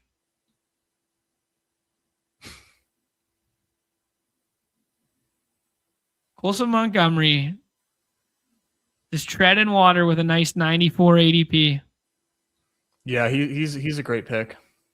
Where's Cal going? Right there. 85. Like not. It's fine. It's definitely fine at that price, but like, man, maybe the All-Star break will do him well. Hopefully, put him in the home run derby like last year. Seriously, get his swing right. Honestly, he needs something because the IL stint didn't seem to help. No. Vlad at 49. Yeah, how about that for a fall? Yeah. And then we'll take him in the second round next year like we always do. Yeah. Jordan Walker at 15. He was available in the last round and largely undrafted at times. Yeah, kicking myself there. Yeah. Can't draft Jordan Walker even though I drafted him the last 3 years. Right. Yeah. Acuna's still here. Jose Ramirez is on the IL right now. Rooker. Duran's been awful. Yeah, Duran is heating up for what it's worth, but Cattell, Yandy, or Yelich for me. Yandy or Yelich. Let's take Yelich for the outfield eligibility. Okay. I think we'll fall way behind. Yelich only has 5 home runs on the year. Back to pounding the ball into the ground. He was hurt a little bit, but true. Just being a part of that Brewers lineup boosts his value so much. Blake, these teams are still going to advance. The 3-stack Mariner from those slots in the front end because Randy's been amazing and Julio's been strong. Like those teams are still going to advance and they're going to carry Cal through. It's definitely a burden, but they could do it. Yeah. Buxton at 14. Man, I was just too scared of the health stuff. Yeah, shout out to him, knock on wood, for doing it at this level. Buxton's been one of my highest owned players for so long, and I eventually just broke my heart, that it's like the 1 year. Because, I mean, we've been such heavy Buxton and Jordan guys and Trout guys, and they've all smashed this year. Mm-hmm. Just don't have enough of it all paired together. There are 729 Cal Raleigh teams advancing, by the way. That does not sound like a lot. It's not. Yeah. It is not. It's crazy for a dude who had like a 65% advancement last year to now have like a 4% this year. Like, what percentage of the contest is that? Like, is that under 1%? Yeah. Under one. It's like that's like of the contest. Yeah. In terms of teams, it's 10%, like 9% of teams. Okay. Or do you know what I'm saying? 9% advance rate. 9% advance rate. Yeah. I understand. Mm-hmm. Acuna there. It's such a crazy different game when we're doing this every single day, and then you go into like the best ball variety of it, and it's like, holy shit, these guys are going what? These guys are going where? I know when push comes to shove, it is a little hard to kind of sort these guys and make these decisions. Yeah. Lindor? Yeah. I'm no problem with Lindor here. Like 6th round Lindor seems like theft. Yeah, for sure. And like it's good to see him back hitting the ball hard, even though the handmade bone stuff, because that's the thing you are always worried about is like, does he hit it hard enough? Mm-hmm. Roy Doinks is asking about the play. The link did not work. This was the play courtesy of our guy Len Keith. Brett Beatty home run and Geraldo Perdomo home run. Perdomo turns the season around starting tonight. Love it. Apparently he's been heating up. Apparently. I haven't noticed, but apparently. Yes, thank you. I did my best to ensure we advanced. That would have been so electric if we got that game at home, but it actually would have been a way worse draw because rolling South Africa was like such a blessing, Yeah, for sure. Boring structured team, kind of like Japan was playing this morning. I was watching a bit of the Japan game. Do we have a score count on that one? It's over. Brazil won, I believe.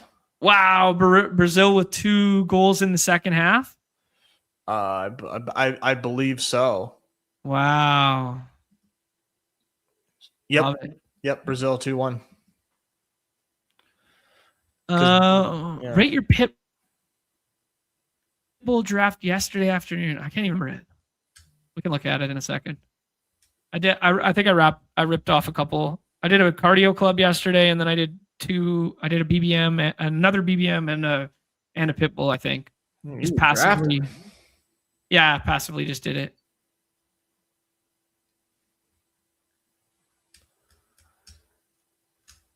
Brazil won at the buzzer. So much like Canada, extra time by the looks of it. Wow. Unreal.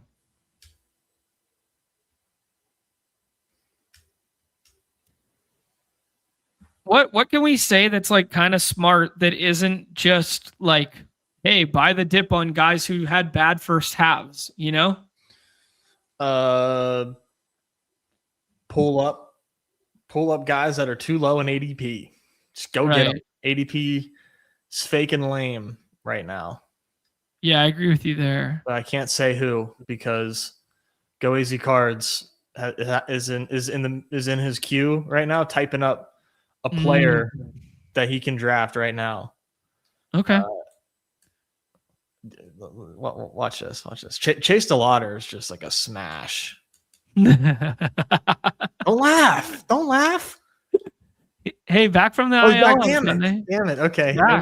Maybe he's a smash. Who else?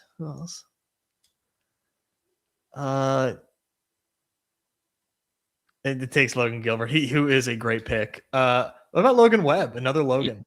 I was just about to say the same thing, actually. Yeah. Logan Webb's been very, very strong. He's also got like a really nice not team friendly contract, but like a good contract to move. So if they do trade him at the deadline and he goes to a contender, obviously the home park would get worse for pitching, but he's also like he'd be a guy you want to have.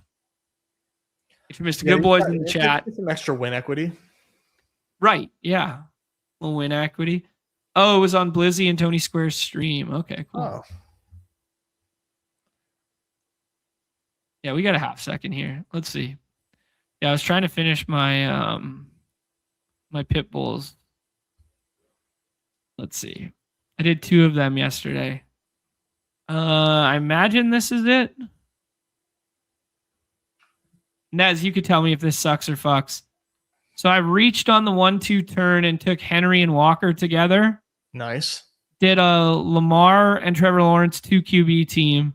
Nice. RJ Harvey, Chris Rodriguez, Alvin Kamara, and then went dumpster diving here with the Neighbors fall, which I don't love Neighbors, but if you can put them together, I thought it was kind of unique, but in a time box. And then Tet, BT, Golden, Diggs, man, did you see him running routes? He looks so good. He looks way better than Xavier Worthy was running routes.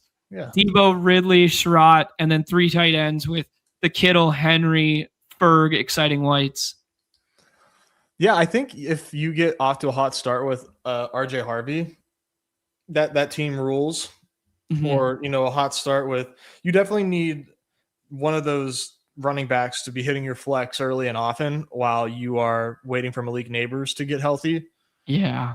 But if you can survive that, then you're golden. I mean, getting McMillan there on that team is nice. I love Tet. So yeah, no, I do like that team. It's just, I don't like Neighbors teams, but I can see it with that one. Devers is fine. Colson Montgomery's fine. Stowers is fine. Yeah, Stowers or Montgomery or Herrera. I really like Montgomery, but we who's the other one you said? It's getting thin, so who the hell's Herrera? Oh, Yvonne Herrera. Okay, got it. Yeah. I missed that. I just totally went blank and didn't even see his name. Yeah, sorry. Hey, this is good, man. We'll do the Miami thing. We talked about getting off to a hot start with good environments to start here. Contest starts tonight. Miami goes to Coors. Kyle Stowers gets 3 home runs in the first couple days here. Get it. Don't snipe us on Xavier Edwards, people. Nice. Dude, you know who would be like a top 15 pick today if he came back? Augustine Ramirez. Yeah, top 15 today on the dailies, yeah. Yeah, handed disadvantage at Coors, hitting like second or third. Yeah, I can't believe he's the way that his career has gone. Mm-hmm. But he just, awful behind the plate. Our guy Len Keith asking if we're going to the Ship Chasing Meetup. Ship Chasing Meetup is in Austin this year at the end of July. As of right now, I'm a firm doubtful because we're moving and we're away that weekend already, and something else was happening. Plus, I've just did a bunch of travel and money spent and whatever, and I like doing the show. But Nez will be there. I will. If you guys are there or planning on being there, let me know. I will be there. Looking forward to it very much. Yeah, that's going to be a great weekend. Sad to miss out on that one. I missed the Florida one last year just because it was so fucking far to go. And it was the same weekend as our anniversary or something like that. So it was that's tough. Can't miss that one too. Yeah. So I said, I'm not missing this one. Yeah. Felt similarly. But now I think I'm missing it. Life. Yeah, it happens. Plus, like, all the shit in the summer there, man. Like, I got 2 stags. I got a wedding. I got, like, it's just like every weekend there's something. Plus, we're trying to, like, do real life and move all at the same time. Yeah, that's like, that's just, like, very unfortunate that you can't even like, consider going when you're that busy. You just got to focus on what you got going on. Yeah, exactly. we are kind of running out of outfield options as we kind of anticipated. Yeah. Devers hasn't been this bad, guys. Like, he's got 652 fantasy points with 14 home runs, and he's just sitting here at 103. Like, he was a 1-2 turn pick. Pardon me? Surprised he's still available. Yeah. It's just the vibes have been so low on him that nobody wants him. I think we just take him, even though it's not the position we want. No, we'll be all right. I mean, he's doing what he does every year. Like, I don't understand. Yeah, like I said, it's just the vibes that are just terrible. He's getting like the Vlad treatment in our contests, and like he's actually been good.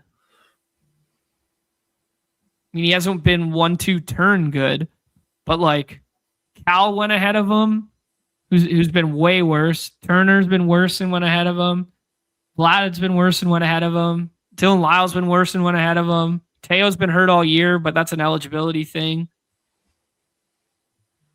Langford might spend the next month on the IL. Langford might spend the rest of his career on the IL. Yeah, it's kind of shaping up that way. I'm getting a kick out of all these late round picks here, Nez, that are like smashing. So like Wilson Contreras was in the 140s. Brandon Marsh was largely undrafted or like a 18 through 20 round guy. Kevin McGonigal was largely undrafted or late pick once he made the roster. He was kind of like 16th round onward. Yeah, it's just so awesome. Like baseball gives you these type of things, and like basketball just basically like never can.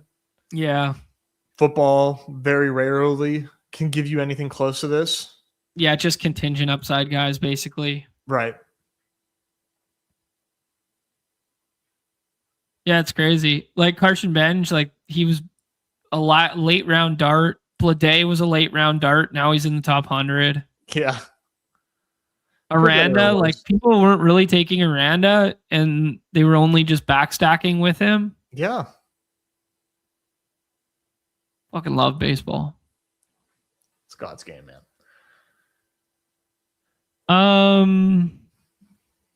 Trent Grisham is back if we want outfield help. Manny Machado is just a stud who's down here. We're not doing a ton of stacking just yet. Is Grisham back? He's not in the lineup yet. Sorry, say again. Grisham is not in the lineup today. Okay. Expected back next week. That was 2 days ago. Okay. So yeah, I thought there was a chance he was back today. Did Mickey Moniak go?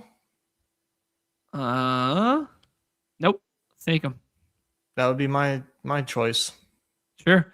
12 home runs, gets a bunch of games at Coors. He's a stud. Outfield eligible. Former 1-1 too. People forget. Yep. Of the Phillies. Yep. You see the sky's falling? This is a fantasy football pivot. Sky's falling because people are seeing this blurb that Jadarian Price is not considered a immediate workhorse.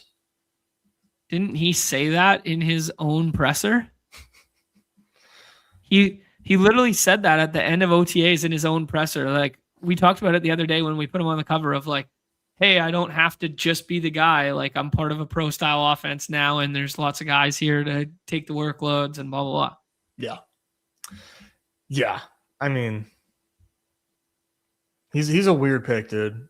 And I have a lot of respect for, Ron Stewart, but he made a tweet that was like, I don't get like why people are bearish. And I just asked him like, what do you think the snap split will be? And he didn't seem too fazed by it. He's like, oh, I think it'll be like a Judkins Sampson thing. And I think that's pretty bullish to paint that. So there are like, there are a lot of people on Price, but sorry, what were you going to say? No. Yeah. That's, I won't have much. We took him because he fell to the third round the other day, but I mean, sometimes it's just like, keep it simple, stupid, right? Like, it's just like, hey man, this team's projected for like 2.5 wins, like 3 wins. They're double-digit dogs in like every single game. There's turmoil at the quarterback position. And when they got in shootouts last year, all they did was just air it out for 40 times a game there. Like, could they be fantasy friendly and fun at the tail end of the season? I don't know. Maybe playoff schedule is kind of nice, but like, I don't know. People want to give the pattern matching of like Zeke Elliott and Saquon Barkley. Like, he's that level of a talent and he has top 5 capital and then he could turn an offense around by himself kind of thing. Like, yeah. Or he could be Trent fucking Richardson, bro. To be clear, I was talking about Jadarian Price. Oh, shit. I thought we were talking about the Arizona. Oh, never mind. Price is different then. My bad. Mm-hmm. Same school. Yeah, I thought we were... names both start with J's. Yeah. I thought we were talking about love. My fault. Bad. No, my bad. Dumbasses. Marcy's been bad, but he's here. Gosman's been good, but he's here. Rodon looked okay last night. Freddie Peralta. I got Lars Nootbaar as my suggestion. Sure. We're not stacking very much, which kind of goes against all my inherent principles of life, but I'm fine. Yeah, I'm just trying to get a good team together. Nootbaar is just, I mean, it's only 20 games. Yeah. He's been so good.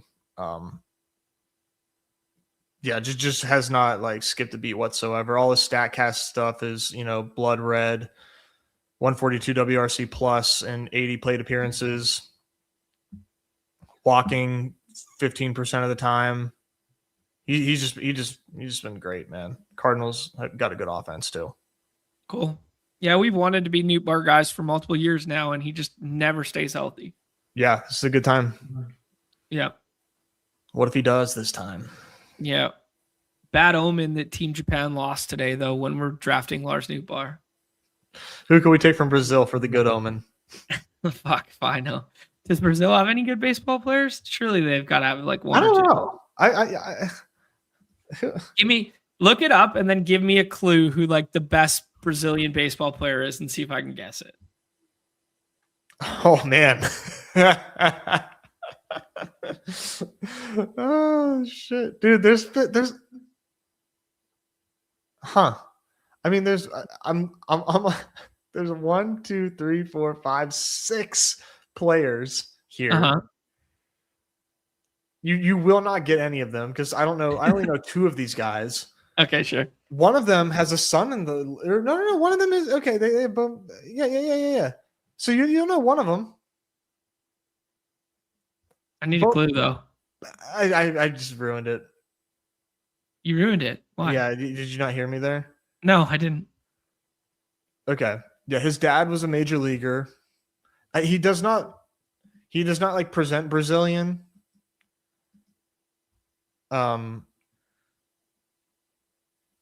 He switched teams this year. How about Michael Bush? Okay. Or Travis Bazzana? Probably Bush. Okay.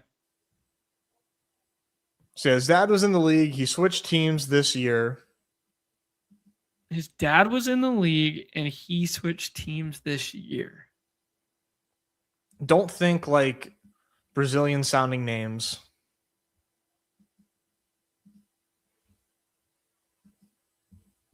What type of player is he? In what regard? Position or pitcher? Infielder. Middle infielder. A middle infielder whose dad previously played in the league but doesn't have a Brazilian sounding name. And I believe he plays third base now, actually. Bo Bichette. Yep. Okay. Bo Bichette. The other name here that I know that I think you'll know too, and the other guys I just don't know, Yan Gomes. Okay. Yeah, I remember Yan Gomes. Yan Gomes was a kind of like a split time catcher in the AL Central. Primarily would think of him as a Cleveland Guardian. Correct. Yeah. Yeah. There's literally like 6 names here. I don't know any of these guys. You don't know anybody other than Bo Bichette and Yan Gomes? I think I know Luis Gohara. Sounds familiar. Can't put a face to it, though. Big body guy. Big body. He was a flash in the pan. Sure.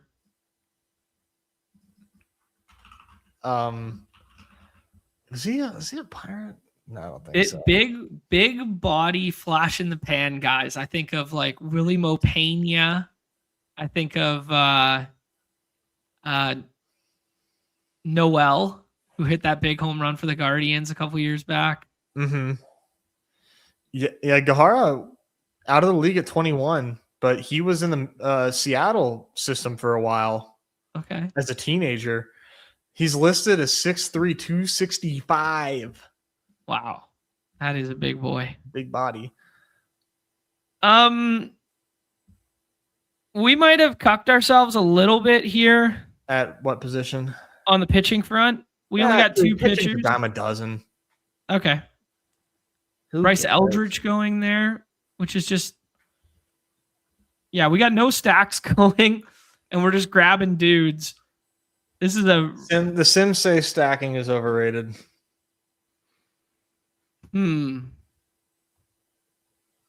I would say to encapsulate ceiling in a 4-week sprint, it's properly rated. Agreed.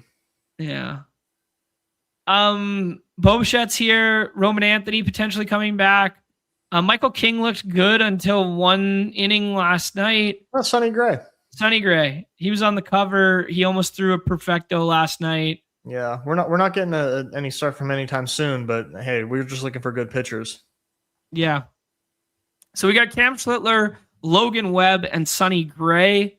Exciting whites all around. And then Junior Caminero, Gunnar Henderson, Francisco Lindor, Rafi Devers, Michael Busch, Jordan Alvarez, Christian Yelich, Kyle Stowers, Mickey Moniak, Lars Nootbaar. Kind of looks like a 7-6-7 to me. Yeah. It's just a good team. What are your thoughts on like doing 8 pitchers because we're just like trying to get 2 start weeks the entire way? I think when you have Cam Schlittler, I wouldn't do it. Okay. But I do see the thesis to doing like an 8-6-6 or something like that, as long as all your bats are healthy at the point in time. I think I'd prefer a back stack just for a little bit of upside, but yeah. Mm-hmm. Yeah, all these Red Sox pitchers here look good. Foster Griffin here. Yeah. Been pitching well, but maybe he turns into a pumpkin second half. I don't know. He's been so solid. It's always hard to see things going wrong when things are going right. Sure. Yeah. Man, this is a deep dive callback. Yeah, I was just about to say this will age you. Troy saying he used to love watching Eric Davis. Eric Davis is like before my time. Well, Hames, what's up, my friend? What's up, dude? Yeah, Mo Vaughn. Ooh, yeah. That's a good one. That Mo Vaughn stance like could not have been like ideal. There's no way that was the best way for him to hold a bat. That's a great point. You know, when I hear Mo Vaughn's name and I read Eric Davis, that my brain merges the Eric and the stature and the swing into Eric Thames. You remember Eric Thames? Yeah. Can't forget Eric Thames. He was a unit, man. My niece plays coach pitch. And what's that? What's coach pitch? Yeah. It's like baseball, like softball, but the coaches pitch to their own teams instead of pitching. And she kind of stands like Mo Vaughn. Nice. She like leans over. Like big lean, arms extended. Yeah. Can't tell her nothing though. Gonna let her cook.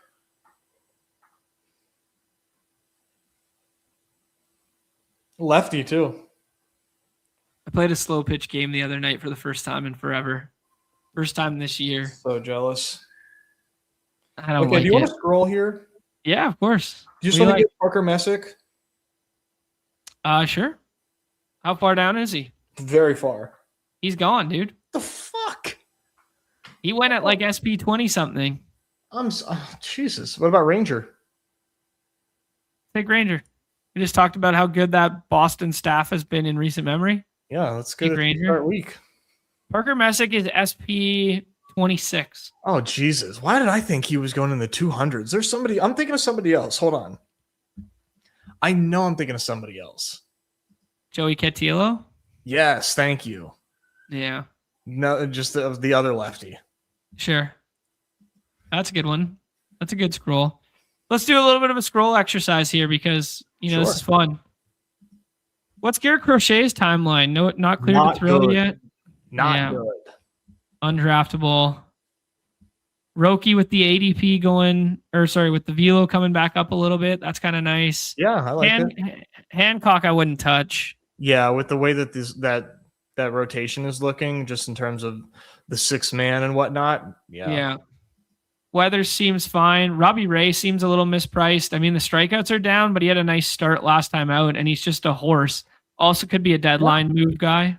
Robbie Ray's, I mean, gosh, he's so hit or miss, but we're just like shooting for it's best ball, man. It's better in best ball, man. Yep. Yeah. Like if Robbie Ray gives you 8 innings and 9 Ks, no one bats an eye. If Robbie Ray gives you 5 walks and like 3 innings and 4 earned, no one bats an eye. It's just like, that's fucking Robbie Ray, man. That's who he was when he came up with Arizona too. True. Like, it's who he's always been. Robleski gets some good win equity. Cantillo is down here. Matthew Boyd's back and is just a good professional ass left-handed pitcher. Yep, that's a good shout. Sheehan's fine. Ryan Weathers, if you want the 2-start week. Oh yeah, that's a good shout actually for this first week. Lodolo's a 2-start guy and he's buried down here.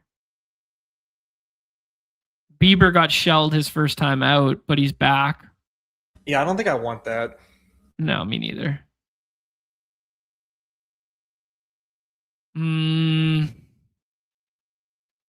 Mitch Keller trade deadline or no? No, I'd rather do Bubba Chandler. Sure. Gasser's way down here. We kind of like him today, and he's a 2-start guy. Yeah, I kind of like the idea of just like cherry picking 2 starters or two starters. Yeah, and just hoping the calendar rolls over the right way. Yeah, we're just gonna have to do a hot start. Yeah, week 1's all that matters. Okay, Shane Baz is still available. I like Shane Baz, man.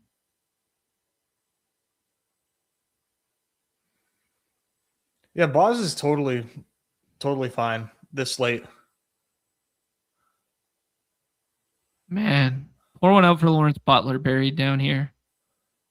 Luke Rakely? Sure. That's like just string together like a couple nice games for a guy, Luke Rayleigh. That's all we're asking. Yeah, I was thinking about a cheeky little Jesus. Cheeky little Luke Rakely plus Dominic Canzone. Mm-hmm. Dominic Pizzone.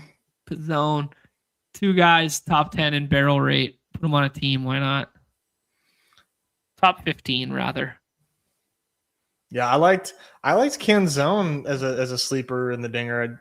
I missed out on getting a couple Rayleigh shares though, and I liked him a few 7th inning stretches ago when he was a Ray. I was really in on Luke Rayleigh. Yeah, that was the year I needed him for the dinger win.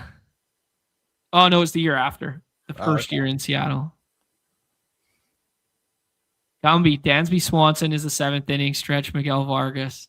I like that take. I don't usually love to give Gumby the floor, especially for like his 4th best sport take, but like that's kind of a fun take. Yeah, Easy must have Swanson like ranked pretty high because there's just no way he comes to that conclusion on his own accord.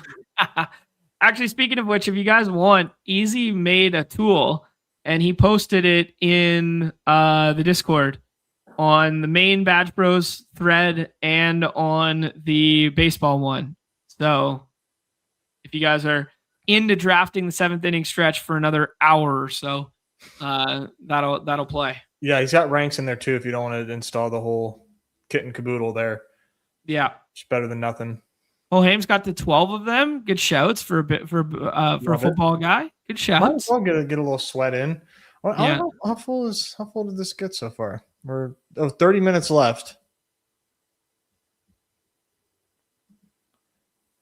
30 minutes left. 83%. We'll probably get to 88.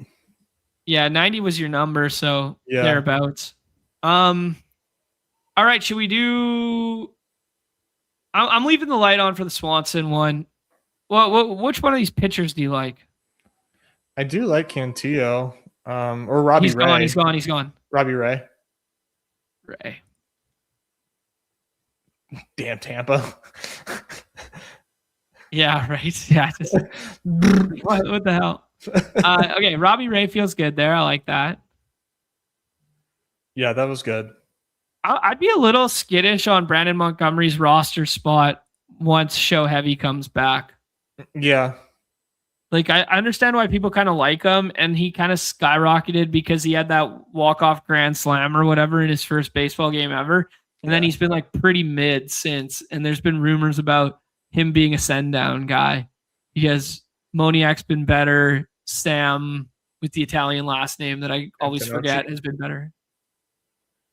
Moniak, though. Who you mean? Who you meant? Did I say Moniak? Yeah. Montgomery. Yeah. Yep, he's the odd man out there. They're just a good little team there, man. White Sox, pretty gritty. Leading the division right now, too. Wow. Rangers are leading the AL West right now, too. Mariners dropped a bunch over the weekend, and they're below 500 now.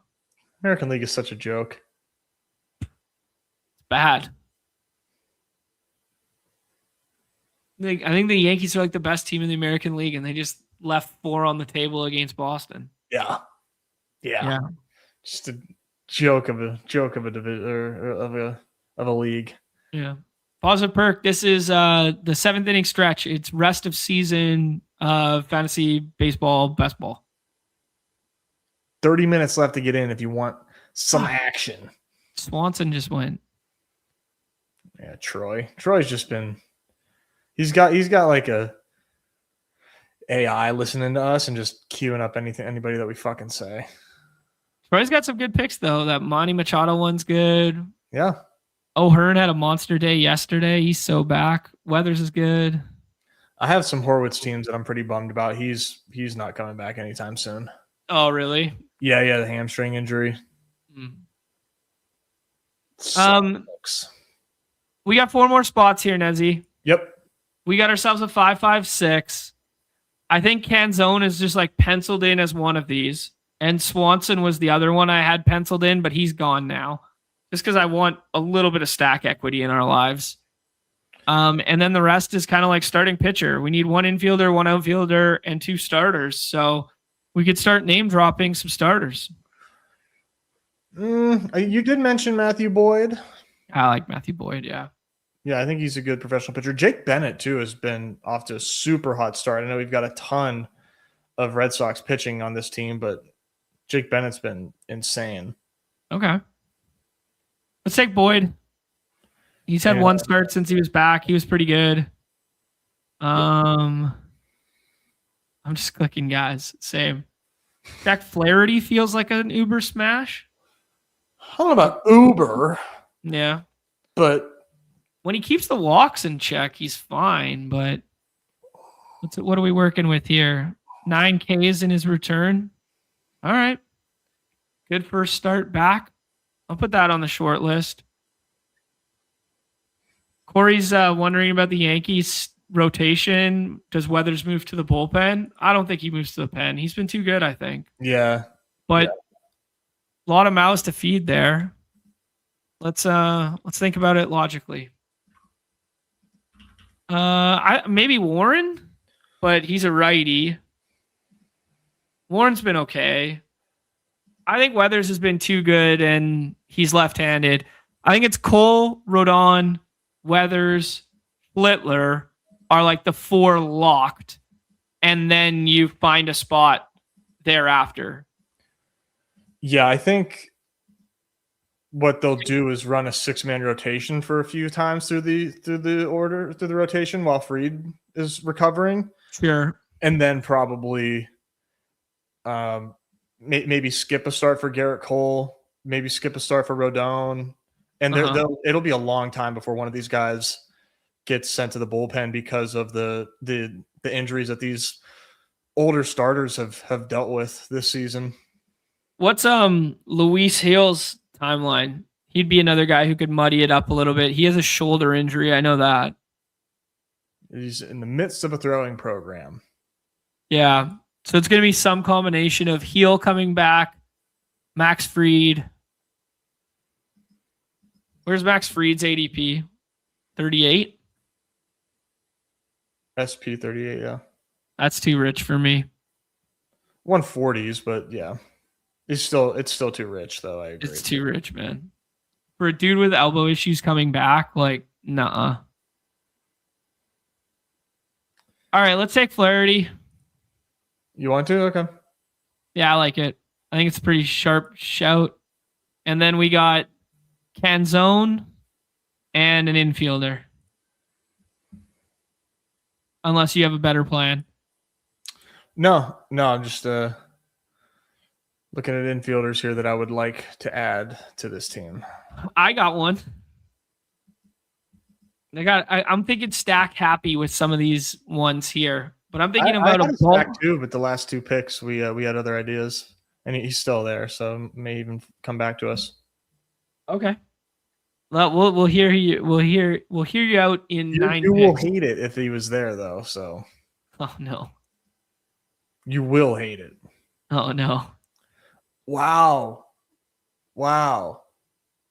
What's up? Darren Arnold got released. Oh wow. So not going to show up to Lions camp after all. Yeah, because that was the rumor this morning that he would be released on bail or whatever on bond, and then he would go to camp. That was his plan? Yeah. What's the TLDR on the story? It was like he got robbed, so they kidnapped some dudes, and they kidnapped the wrong guys. Is that the TLDR? I don't know if it was the wrong guys. Oh, okay. I didn't hear that much. Okay. Maybe you know more than me. But yeah, they used some chicks to lure them into the spot and then kidnapped them. Did anyone die? I don't think so, because he would probably not be out on bond. Okay. How long can you go to jail for kidnapping someone who robbed you? That's just like an eye for an eye shit, no? It's definitely less of a deal than like kidnapping a random person. Mm-hmm. Interesting. Yeah, it definitely is. That's like how it is with all violence. It's just a light kidnapping. I mean, can you get kidnapped if you're a grown man? Is that kidnapping? Who among us? Oh, coolers, yes. Beautiful. Who among us? Yeah. If you've never kidnapped somebody, cast the first stone. Oh, it's so good. Oh, that was so funny. Oh, nobody died, just one game. $50,000 fine. The legal definition of kidnapping is not what you think. Interesting. All right. Yo, I know there's not an age limit on being kidnapped.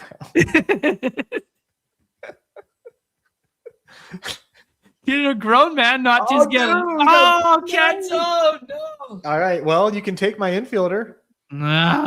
Is it Adley Rutschman? It's Luis Ariz. Can we take Adley Rutschman instead? Yeah.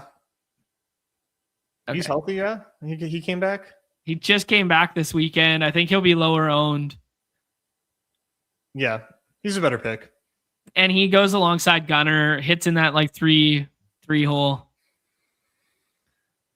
Okay, he's saying that the actual definition itself is funny, not like that was not a response to the age comment. Okay, I got you. I get all my legal advice from the Match Bros. Here's what AI says via Google, RIP Google, about kidnapping. Kidnapping is legally defined as the unlawful taking, moving, or confining of a person against their will, accomplished through force, fraud, threats, or intimidation. Maybe so. Every bachelor party I've ever been on, we have kidnapped a dude.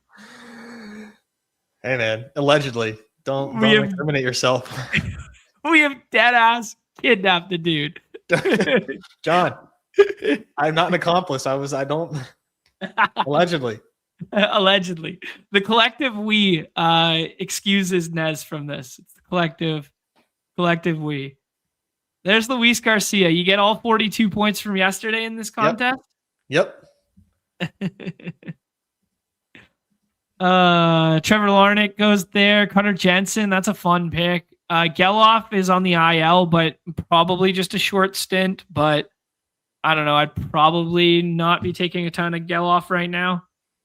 I think we saw the best of it for that little short stretch. Yeah, and he's hurt. Yeah. 766 here, Nez. I would lean to outfield, but our stack partner in Canzone is gone. Let's give the people a scroll outfielder who makes this make sense. I don't have a ton. Okay. Like I kind of think we're better off going infield, but go with Brandon Donovan. Sure, take your boy. Donovan's on a rehab stint right now. He could come back. He could go straight to the top of that order. The left-handed nature of it, he was really good before he went on the IL. I don't know. Just felt fine. Let's give the people a couple scrolls here just so they can get it. Stanton, I'd probably stay away from, but your guy Valdez is here. Yeah, he's probably a platoon guy, unfortunately, but sure. You never know. There's a chance that he ends up more in an everyday role if he keeps hitting as well as he has. Not a ton of scroll options. Arabito Hernandez. Yeah. Definitely a good scroll. Dude, Kepler's been hitting high in that order since he came back.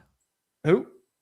Max Kepler. It's platoon risk, but Kepler served the 80-day suspension and now he's back. Wow. Did you see the call? The call? No. So they played the Rays on the weekend and he hammers a ball to dead center field and it's short and it comes up short. And the announcer for the Rays is like, well, about 80 games ago, that would have been gone. It just goes full like Jerkson Profar. He got busted for steroids on him. It was so good. That's funny, man. Yeah. Donovan, outfield eligible. I think it's because of the DH stuff. He played a lot of DH when Raleigh was on the IL, I think, is what it was. But yes, I agree with you. He played more infield for sure than DH. Yeah, a lot of these positional designations, I'm not exactly sure where they came from either. So sure, yeah. All right, Nez, that was our 7th inning stretch. A 7-6-7. Littler, Webb, Ray, Suarez, Ray. Oh, Gray. Gray was the first one. Gray and then Ray.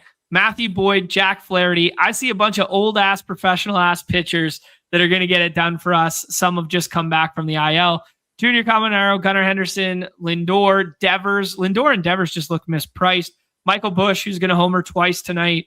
Adley Rutschman for a little stack. And then Yordong, Alvarez here. Yelich, Stowers, Moniak, Nootbaar, Rayleigh, Donovan. So a little thin at the back end of outfield, but Moniak looks mispriced. Nootbaar, if he can stay healthy, looks mispriced. Busch and Devers look mispriced. So does Lindor. Those are kind of my macro takeaways. Yeah, no, this is a good team. Feel good about this one. Drafting at as late as possible in the 7th inning stretch is honestly just like the way to go. Unfortunately, there's just too much value in not having hurt players. Mm-hmm. Yeah, this is a good one. Yeah, not a bad team, man. Happy with what we got. And just to end the show here, Nez, Numi threw us a little tweet here. This is what I was talking about when we were talking about the contest dropped. For those curious, the volume on Underdog versus this year versus last, effectively the exact same amount of money in prize pool right now. I mean, it's off by, a couple 100,000, whatever. It's going to get there eventually. Sub $10 contests. We had 12 all of last year, and we have 19 total now. Total contest last year was only 19. We're already up to 29 here. So The mouth breathers lose again. Numi is right. I mean, it passes the vibe test too. I mean, This is like the first weekend where there wasn't a bunch of low dollar contests to draft. So exactly, I think we're due for a reload. All right, cool. All right, man. Let's tie a bow on it there. Full baseball show. We'll be back with some football tomorrow with Pete Overzet at 12 p.m. Eastern in the morning. By the sounds of it, I think we're going to be doing Eliminator. But we will talk about that henceforth, as the kids might say, in 1937. Yeah. And then best of luck tonight, guys. Best baseball slate of the year. I'm excited to get back into the draft streets here. Best of luck this evening. Good luck on the pick'em. Let's go wind blowing out at Wrigley. Go Padres, go Friars, go Machado, go Xander. There we go. Go Bucks. Go Bucks. More importantly, go freaking Bucks. The luckiest team in baseball. Just kidding. Everybody's favorite time of the show. The end. Peace. We'll be back tomorrow. Enjoy BBG week.